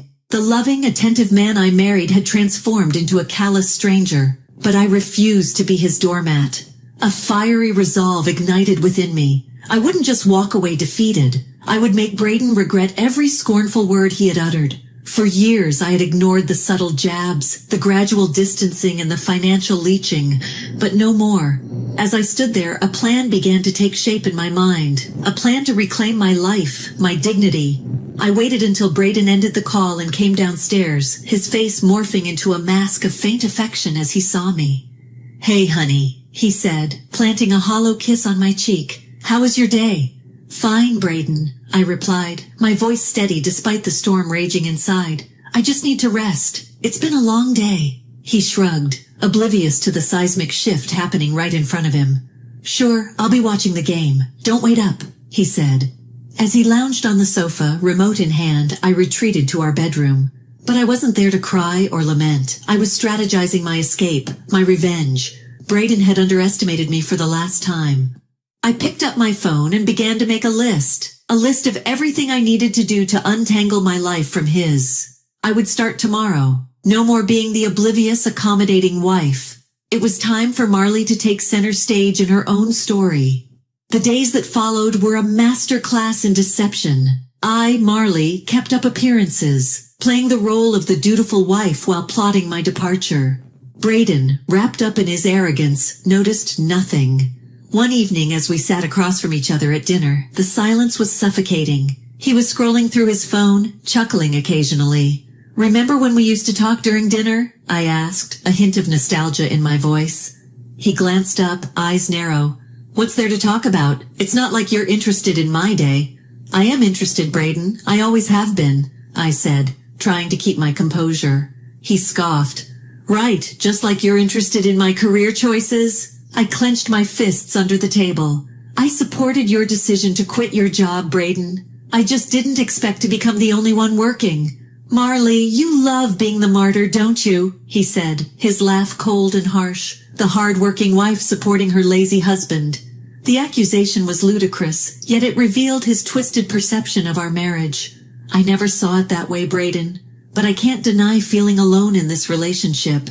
Maybe you should find someone who can give you what you need. I'm clearly not enough," he said, his words a slap in the face. But they fueled my resolve. I was done being the victim in this twisted game. As the days passed, I began moving my personal belongings out of the house, little by little. I opened a separate bank account, redirecting my salary there. Every step was calculated, discreet. One night, as I lay in bed next to Braden, his snoring a constant reminder of our fractured union, I whispered to myself, "Not for much longer." I rose early the next day, my heart heavy but determined. As I was leaving for work, Braden called out from the kitchen, his tone unusually soft. "Marley, wait, are we okay?" I paused at the door, my back to him. "We're fine, Braden, just the usual stress." The lie tasted bitter on my tongue, but it was necessary. I couldn't tip him off, not when I was so close to breaking free. That day at work, I made the final arrangements. I contacted a realtor, inquired about a small apartment in a quiet part of town. A fresh start, a clean slate. I came home that evening to find Braden sprawled on the sofa, a beer in hand. "You're late," he remarked, his tone accusatory. I shrugged off my coat, keeping my face neutral. "Work was hectic, you know how it is," he snorted. "Yeah, right, busy being the big shot at the office." I ignored the jab, heading to the kitchen to prepare dinner. The mundane task was a welcome distraction from the turmoil within. As I chopped vegetables, my mind wandered to the life awaiting me. A life free from Braden's scorn, his selfishness. A life where I was no longer invisible, no longer insignificant. I served dinner and we ate in silence. With each bite, I savored the fleeting moments of this facade. Soon it would crumble, and I would emerge from the rubble stronger, liberated. After dinner, as Braden lounged in front of the TV, I retreated to our bedroom. I lay on the bed, staring at the ceiling. The room once filled with laughter and love now felt like a prison, but not for much longer. My plan was in motion, and there was no turning back. The next chapter of my life was about to begin, and I was ready. The days turned into weeks, each passing moment a step closer to my emancipation. My facade as the complacent wife was flawless, even as my plans to leave Braden grew more concrete. He remained ensconced in his bubble of egotism, suspecting nothing. One Tuesday evening, I arrived home later than usual, exhausted from a demanding day at work. Braden was in the living room, absorbed in a video game. The sight irked me, a stark contrast to my own weary state. "Braden, we need to talk," I said, my voice steady despite the fatigue. He paused his game, looking up with an expression of feigned concern. "What's up, Marley?" I took a deep breath, ready to confront him about the financial strain he had put on our marriage. "I saw the credit card statement today. There's a charge of over $6,000. What did you buy?" His face paled momentarily. Then he shrugged nonchalantly. "Just some stuff I needed. It's not a big deal." "Not a big deal?" My voice rose in disbelief. "Braden, you used my credit card without asking, and for such an amount." He rolled his eyes, dismissing my anger. "Come on, Marley, it's not like we can't afford it. Besides, I'm your husband. What's yours is mine, right?" The audacity of his words left me speechless. This was not just disrespect, it was outright theft. "This is unacceptable, Braden," I exclaimed, my voice echoing through the room. You can't just use my money without my consent. This is financial abuse. Braden stood up, his demeanor shifting from dismissive to aggressive. Oh, so now I'm an abuser? Great. I can't even buy a few things without getting lectured. You're so controlling, Marley. His attempt to turn the tables on me was pathetic. Controlling? I'm trying to have a responsible conversation about our finances, which you seem to have no respect for. He scoffed, crossing his arms. You know what, Marley? I don't need this. I'm going out. With that, he grabbed his jacket and stormed out, leaving me alone in the midst of our shattered illusion of a happy marriage. I sank onto the couch, my mind racing. This confrontation was the last straw. Braden's complete disregard for our financial stability, combined with his entitlement and lack of remorse, solidified my decision to leave. But it wasn't enough to just walk away. Braden needed to learn a lesson, to understand the consequences of his actions. My plan for revenge began to take a more defined shape. Over the next few days, I acted as if nothing had happened, while internally, I was a whirlwind of activity. I documented all instances of Braden's financial irresponsibility, gathering evidence for the impending legal battle. Meanwhile, Braden continued his charade of normalcy, oblivious to the storm brewing. He returned to his lazy routines, occasionally throwing a snide comment my way, believing I was too weak to fight back. But I was no longer that person. Each of his jabs only strengthened my resolve. The Marley he thought he knew was about to shatter his complacency. One lazy Sunday afternoon, Braden lounged on the couch, his attention fixed on a football match. I approached him with feigned casualness, a rehearsed question on my lips. Braden, have you thought about looking for a job? It might help with our finances, I suggested, keeping my tone light.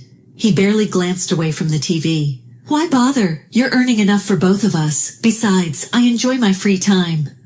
His dismissive response stung, but it was no surprise. Sure, but it's not just about money. It's about contributing, being a team, I pressed, hoping to gauge his reaction.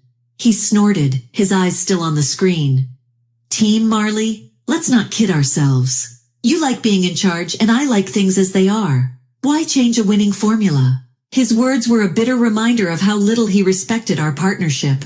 I hid my frustration, nodding as if I agreed. You're right, Braden. Why change anything? As he immersed himself back into the game, I turned away, hiding the cold resolve in my eyes. It was clear now. Braden would never change, never be the partner I needed. The following days were a blur of silent preparations. I met with a lawyer in secret, discussing the possibilities of divorce and financial separation.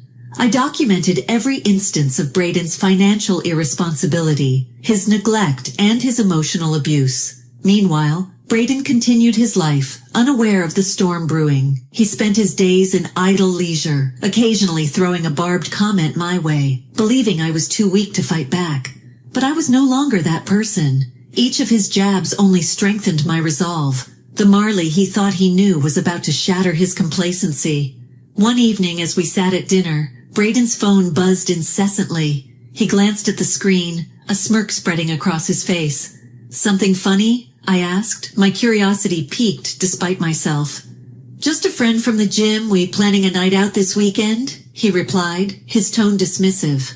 I nodded, feigning indifference. Sounds fun. Enjoy yourself. Little did he know that weekend would be my chance. While he was out living his carefree life, I would execute my plan. The day arrived and I watched as Braden left, dressed up and full of anticipation for his night out. As soon as the door closed behind him, I sprang into action. I had already packed my essentials. Things he wouldn't notice were missing. I called the movers I had secretly hired, confirming the time for the next day.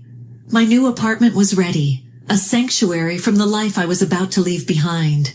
That night, I lay in our bed for the last time, my mind racing with the events to come. I felt a mix of fear, excitement, and relief. This was the beginning of my new life, a life free from Braden's shadow. Tomorrow, I would confront him with my decision.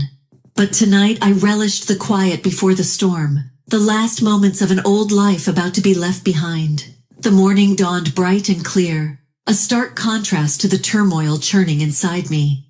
Today was the day I would finally break free from Braden's manipulative grasp. My heart pounded with a mix of dread and determination as I prepared for the confrontation. Braden stumbled in late that morning, reeking of alcohol and arrogance. He flopped onto the sofa without so much as a greeting. I steeled myself and walked into the living room. "Braden, we need to talk," I said firmly, my voice cutting through the silence. He squinted at me, clearly hungover. "What now, Marley? Can't it wait? I'm exhausted." "No, it can't wait," I replied, my resolve hardening. "It's about our marriage, or what's left of it." He scoffed, rubbing his temples. "What about our marriage? You're not happy with me lounging around the house?" "It's more than that, Braden," I said, my voice steady despite the storm inside. "It's about respect, partnership, and trust, all of which have been absent for too long." Braden sat up, a sneer forming on his face. "Oh, here we go. The great Marley, always so perfect and judgmental. What's your point?" I took a deep breath, bracing myself for the truth I was about to unleash. "My point, Braden, is that I'm done. I'm leaving you." His expression shifted from disdain to disbelief. "Leaving me? You're joking, right?" I shook my head, a sense of liberation washing over me. "No joke, Braden. I can't live like this anymore. I refuse to be treated as an afterthought, a bank account for your whims." Braden's face reddened, a mix of anger and wounded pride. "You can't leave me, Marley. You think you can do better? You think you'll find someone who will put up with your controlling ways?" His words were a desperate attempt to regain control, but they fell flat. "It's not about finding someone else, Braden. It's about finding myself, something I lost the day I started letting you walk all over me." He stood up, towering over me, his voice laced with venom. "Fine, leave. See if I care. You'll come crawling back, you'll see." I met his gaze, my own eyes unwavering. "I won't be crawling back, Braden. This is goodbye." I turned and walked away, leaving Braden standing in stunned silence. My heart raced with a cocktail of emotions: fear, relief, exhilaration. I was finally taking control of my life. The movers arrived and I supervised the removal of my belongings, each item a piece of the new life I was building. Braden watched from the doorway, his face a mask of shock and resentment as the last box was loaded into the van. I turned to face him one last time. "Goodbye, Braden. I wish you all the best." His eyes burned with a mix of anger and disbelief, but he said nothing. I climbed into the van, not looking back as we drove away from the house, the life and the man I was leaving behind. The sense of freedom was overwhelming. I was embarking on a new journey, one where I was the author of my own story. Braden was now a chapter of my past, a lesson learned. As the van pulled up to my new apartment, a small modest space filled with potential, I stepped out into my new world. A world where I was no longer Marley, the neglected wife, but Marley, the woman who reclaimed her life. Settling into my new apartment felt like taking a deep breath after being submerged underwater for too long. The freedom was exhilarating, yet the looming confrontation with Braden cast a shadow over my newfound independence.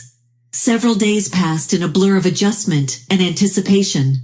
Then the inevitable happened. Braden's number flashed on my phone. I steeled myself and answered.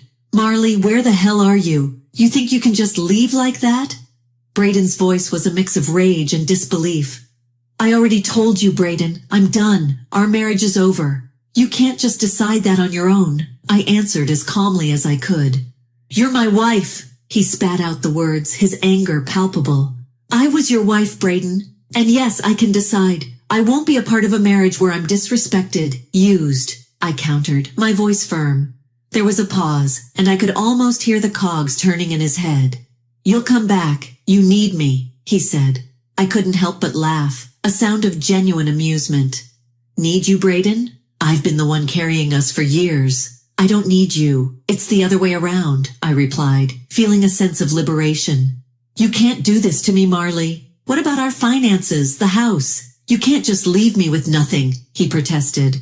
"That's not my concern anymore, Braden. You should have thought about that before treating me the way you did," I said, satisfaction flooding me as I finally spoke my mind. There was silence on the other end, and then he hung up. I stared at the phone, a sense of finality washing over me. I had closed the chapter on Braden, but I knew this wasn't the end. There would be legal battles ahead, but I was ready for them. I was fighting for myself now. The following weeks were a whirlwind of legal consultations and paperwork. I filed for divorce, citing Braden's financial irresponsibility and emotional neglect. He responded with a barrage of angry calls and messages, each one more desperate and vindictive than the last. "You'll regret this, Marley. You can't just throw me out like garbage," he yelled during one particularly heated call. "I'm not throwing you out, Brayden. I'm setting myself free. And as for regret, I only regret not doing this sooner," I said, unmoved by his words. As the legal proceedings progressed, Brayden's true colors shone brighter than ever. He tried to manipulate the situation, paint himself as the victim, but the evidence against him was overwhelming. The day of the final hearing arrived, and I stood in the courtroom, a mix of nerves and determination. Brayden was there, his face a mask of defiance and resentment. The judge reviewed our case, the documentation of Brayden's financial abuse, and my testimony of our marriage's breakdown. The verdict was swift and in my favor. I was granted a divorce and a fair settlement. Brayden's face contorted with rage as the judge announced the decision. "This isn't fair. She can't just take everything from me," he protested. But his protests fell on deaf ears. The decision was final. I walked out of that courtroom feeling lighter than I had in years. I had won, not just the case, but my freedom. As I started my car and drove away from the courthouse, I didn't look back. Brayden was a part of my past now, a reminder of what I had overcome. Ahead of me lay a road of possibilities, a future where I was in control. I smiled to myself, a sense of peace settling over me. The battle was over and I had emerged victorious. The days following the divorce were a mix of relief and rebuilding. I, Marley, had stood up for myself in a way I never thought possible. Yet the echoes of my broken marriage with Brayden lingered, a reminder of the battles I had fought. I was settling into my new life, embracing the peace that came with it when my phone rang one evening. The screen flashed Brayden's name, a ghost from the past I thought I had left behind. Reluctantly, I answered. "Brayden, why are you calling?" I asked. His voice came through, laced with bitterness. "You think you can just take everything from me and walk away, Marley? You've ruined my life." I took a deep breath, keeping my composure. "Brayden, the court made its decision. It's time for both of us to move on." "How can I move on when you've left me with nothing? I'm struggling to make ends meet because of you," he accused. "You're responsible for your own situation, Brayden. I simply stopped enabling your behavior," I replied, feeling a twinge of anger. His voice rose, tinged with desperation and anger. "You owe me, Marley. After everything I did for you, you owe me." I felt a twinge of anger but kept it at bay. "You did nothing but take me for granted, Brayden. I don't owe you anything." There was a pause. Then his voice came through quieter but still venomous. "You'll pay for this, Marley. You haven't seen the last of me." I ended the call, a sense of unease settling over me. Brayden's threats were likely empty, but they were a reminder of the man I had once loved, now a stranger consumed by bitterness. The weeks passed and I threw myself into my work, finding solace in the routine. My colleagues noticed the change in me, the newfound confidence and determination. I was promoted, a recognition of my hard work and resilience. But as I climbed the corporate ladder, Brayden's shadow loomed. He started a smear campaign, spreading lies and rumors about me to our mutual acquaintances. I heard whispers of his accusations, painting me as the heartless ex-wife who had stripped him of everything. I confronted these challenges head-on, refusing to let Brayden's pettiness derail my progress. I had fought too hard to reclaim my life to let his bitterness taint it. One afternoon, I received a call from a mutual friend, hesitantly relaying a message from Brayden. He was struggling financially, facing eviction, and in a moment of desperation, he reached out to me. I listened, a mix of pity and resolve in my heart. "Tell Brayden I wish him well, but his choices are his own. I can't help him." As I hung up, I realized how far I had come. The old Marley might have rushed to Brayden's aid, but I was no longer that person. I had learned the hard way that you can't help someone who refuses to help themselves. I continued to build my life, finding joy in the little things. I reconnected with old friends, explored new hobbies, and started dating again. Life was moving forward, and I was at the helm. Brayden's attempts to drag me down continued, but they no longer held power over me. I had risen from the ashes of our marriage, stronger and more determined than ever. As I sat in my apartment one evening reflecting on my journey, I felt a sense of peace. I had faced my demons, fought my battles, and emerged victorious. The future was bright, and for the first time in a long time, I was genuinely excited for what lay ahead. Life had a way of settling into a new rhythm, and mine was no different. The scars of my past with Braden were there, but they no longer defined me. I was Marley, reborn from the ashes of a life I had left behind. My promotion at work had brought new challenges and opportunities. I thrived in the environment, my confidence bolstering with each successful project. My social life too had taken a positive turn. I met new people, some of whom became close friends, and even started dating again. Life was good, but the shadow of Braden still lingered at the edge of my newfound happiness. One evening, while having dinner with a friend, my phone buzzed. It was a message from a number I didn't recognize. Hesitantly, I opened it. "Marley, I need your help, please." The words were simple, but carried the weight of our shared history. I showed the message to my friend, who looked at me with concern. "You don't owe him anything, Marley. Remember that." I knew she was right. I had moved on, but it seemed Braden was still stuck in the past. I didn't reply to the message. Instead, I blocked the number and tried to focus on the present. The next day, I heard the news. Braden had hit rock bottom. He had lost his home, his friends, and was struggling to find work. Part of me felt pity for him, but another part knew this was the result of his own actions. I continued with my life, the memory of Braden fading into the background. My days were filled with work, friends, and the occasional date. Life was moving forward, and I was content. A few weeks later, I bumped into a mutual acquaintance who had kept in touch with Braden. "He's not doing well, Marley," she said, her expression somber. "He's lost everything. He's even talking about leaving town." I listened, feeling a strange mix of emotions. Braden had been a significant part of my life, but he had also been the source of much pain. His downfall was his own doing, a result of his choices and actions.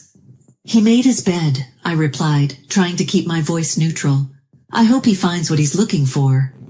As I walked away, I realized that Braden's downfall was his own karma. He had chosen his path, and now he was facing the consequences.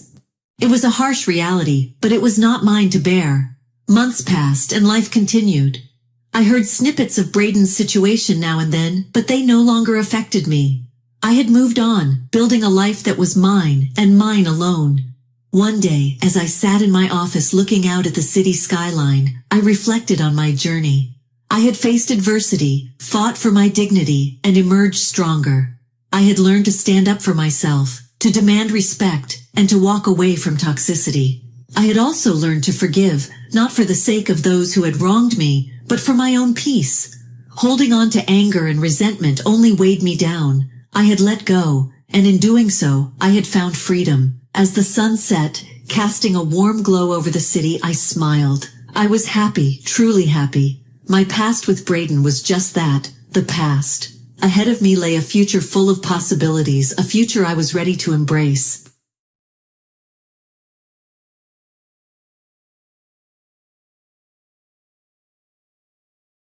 I'm Lucy Burns. As I approached my 28th birthday, happily married for 6 years, I reflected on the journey Damien and I had taken together. Our son, Aaron, had just celebrated his 5th birthday, bringing immense joy into our lives. Initially, I juggled full-time work with married life, but eventually transitioned to part-time to better balance my responsibilities. Damien, 3 years my senior at 31, had swept me off my feet with his passionate pursuit before we tied the knot. However, post-marriage, I noticed a shift in his demeanor, veering towards a more dominating stance. This change became particularly evident in his relationship with his 21-year-old sister, Genesis. Before our marriage, I welcomed Genesis's frequent visits, assuming they shared a close bond. Yet after saying I do, her behavior began to irk me. Genesis would show up unannounced, expecting to be catered to without so much as a thank you. Instead of addressing her behavior, Damien expected me to comply with her demands unquestioningly. It seemed as though Genesis saw right through me, addressing Damien exclusively, as if I were invisible. Despite not preparing for an additional guest, I found myself serving dinner to Genesis, while Damien and she engaged in lively conversation, leaving me feeling like an afterthought. Their disregard extended to Aaron and me, treating us more like servants than family. One evening, as I was about to bathe Aaron, Damien abruptly interrupted, demanding I buy a cake for Genesis, despite the late hour. Genesis insisted on having it immediately, exacerbating the tension. Blame fell squarely on my shoulders, with Damien openly chastising me for the delay. Overhearing their conversation, I felt a pang of hurt and frustration. It seemed they were questioning my worth and suitability as Damien's partner. Determined to shield Aaron from the discord, I engaged him in conversation about his cake preferences as we headed to the bakery. In that moment, as we discussed flavors and toppings, the tension momentarily lifted. Aaron's excitement over his fruity cake choice filled me with warmth. Arriving just before closing time, we managed to procure both cakes, including the one Genesis desired. Despite the turmoil at home, Aaron's innocence and joy served as a reminder of what truly mattered. Back home, I served the cakes to Genesis and Damien, then prepared Aaron's cake and headed to the dining room. The moment I placed it in front of Aaron, Genesis pointed and expressed her desire for that cake. Before I could react, Damien moved Aaron's chosen cake in front of Genesis, disregarding Aaron's protests. Damien justified his action, claiming he bought the cake with his earnings and had the right to choose for Aaron. Unable to contain my emotions any longer, I voiced my dissatisfaction. In response, Damien threatened with divorce. Aaron, who had stopped crying, anxiously held my hand and then, after some thought, said, "Mom, I also love cake with strawberries on it. Yes, it's really delicious." Feeling that Aaron was enduring too much, I lifted his cake plate when I saw Genesis reaching for it. I took Aaron to the next room so he could enjoy his cake in peace. Damien apologized to Genesis, saying he was sorry for my stinginess. Despite wanting to retort, I held back for Aaron's sake. Watching Aaron innocently enjoy his cake was a heartwarming sight. After finishing the cake, I decided to take a late bath and fell asleep next to Aaron's bed. The next morning I discovered Genesis had already left. As I prepared breakfast, I heard Aaron crying. Shockingly, his piggy bank, a gift from my father, was broken, and the saved money was gone. Aaron, who always said goodnight to the piggy bank, was left heartbroken. When I questioned Damien about it, he casually mentioned that Genesis needed some money, so she took it from the piggy bank. Holding a crying and shaking Aaron, I felt his pain so acutely that I cried with him. It was painful to witness Damien prioritizing and caring for his sister more than our son. Expressing my anger and sadness, I confronted Damien, breaking my usual silence on arguments in front of Aaron. Damien, without a word, went to the bedroom and returned with something shocking in hand: divorce papers. It was then that I discovered the hidden papers that Damien had stashed away somewhere I didn't know. In a sudden burst, he confronted me, shoving the papers at me before storming out of the house with a loud bang. Aaron, who had never cried over the issues with Damien and Genesis, seemed to have reached his limit, crying since last night. Unable to bear seeing Aaron so hurt, I suggested skipping daycare for the day, and he happily agreed with a loud yes, showing a faint smile. We spent the day playing and bonding with Aaron, bringing a picture book from the shelf, sitting on my lap, and happily remarking, "The teacher at the nursery today was Mama, right?" He looked like an angel. His little heart seemed filled with patience, and I decided to make the day special by taking a day off from work. Despite causing potential trouble at my workplace, they kindly understood the situation and granted me a day off. The morning we visited the park, played hide and seek, and had fun in the sandbox and on the slide.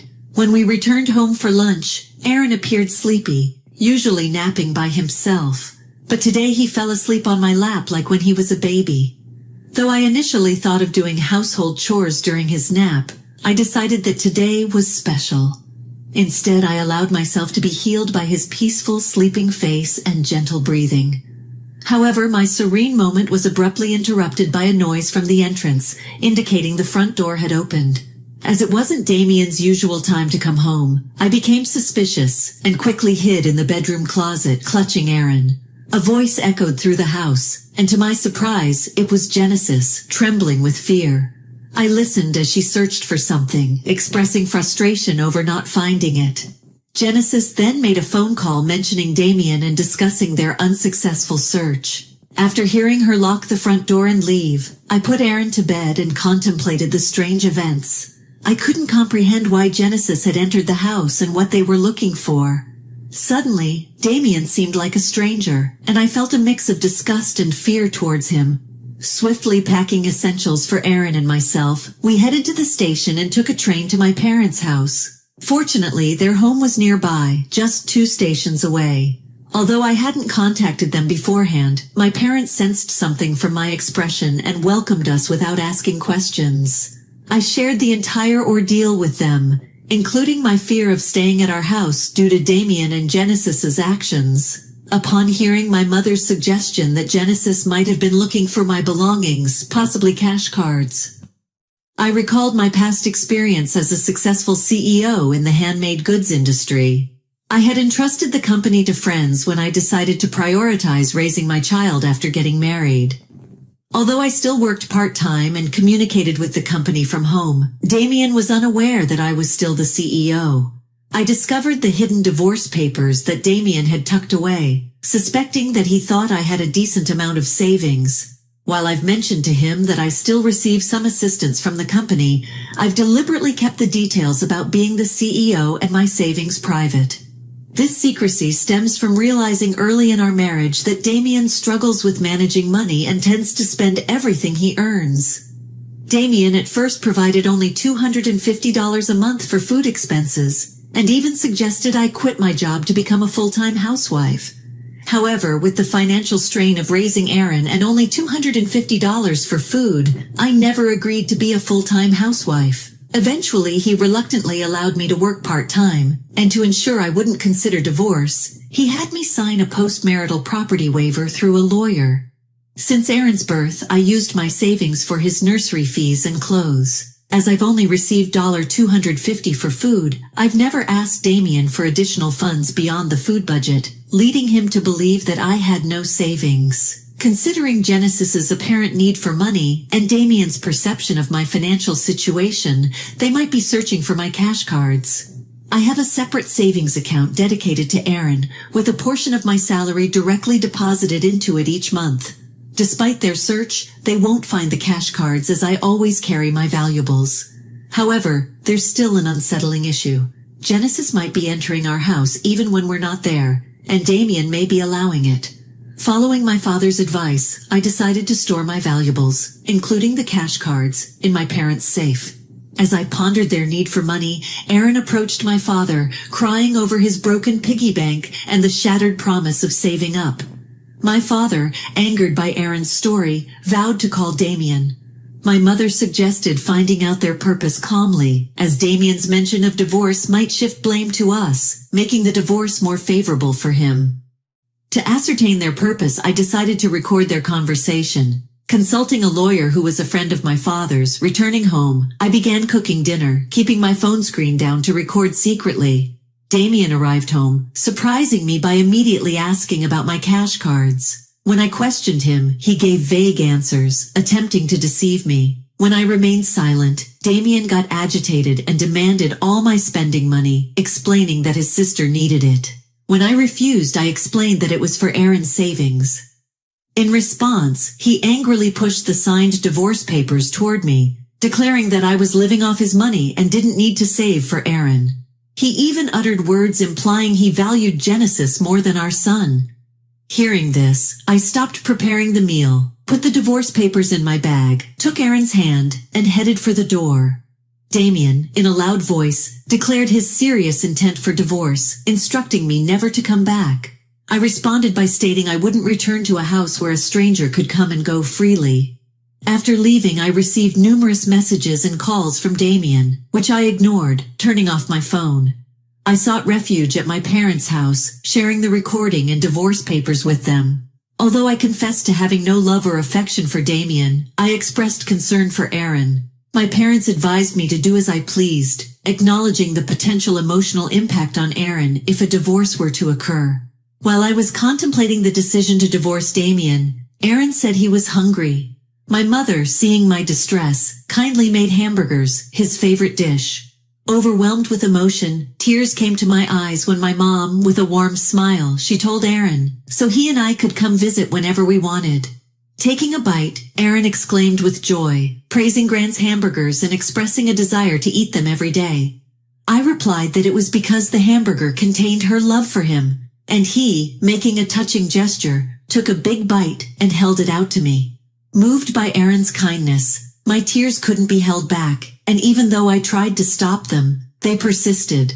My father, noticing Aaron's concern, reassured him that my tears were of happiness, not sadness. Hearing this, Aaron, in a moment of understanding, hugged me, and my father's eyes turned bright red, realizing the blessing of being with family. I remarked to Aaron that family is precious. Surprised, he questioned if Dad had mentioned that only Genesis was family. My father gently confirmed it, but then asked Aaron if he wanted to live with them as family. With a laugh, Aaron happily agreed, making everyone smile. Naturally, despite contemplating divorce, the meal felt so happy that I finally decided to part ways with Damien.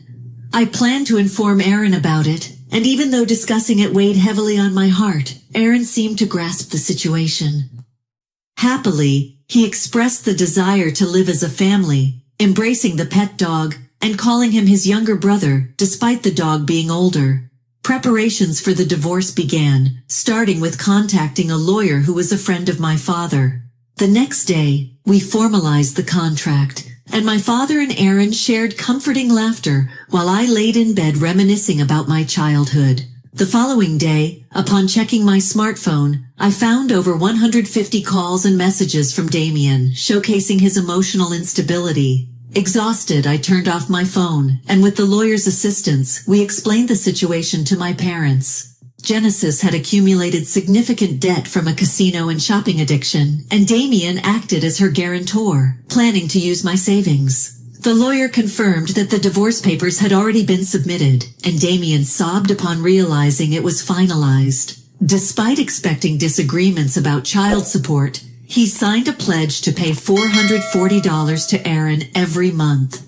In a subsequent call from Damien, his tone lacked aggression, and he calmly admitted to financial manipulation and explained his complex feelings toward Genesis. I firmly asserted my decision not to reconsider and heard his faint sobbing before he wished me happiness and hung up. Remaining strong until the end, I discussed future plans with my parents and decided to stay with them until Aaron grows up. I resumed my role as a company president and later learned that Damien and Genesis had informed their parents about the divorce and debt, resulting in disownment. Today I find happiness being with my family.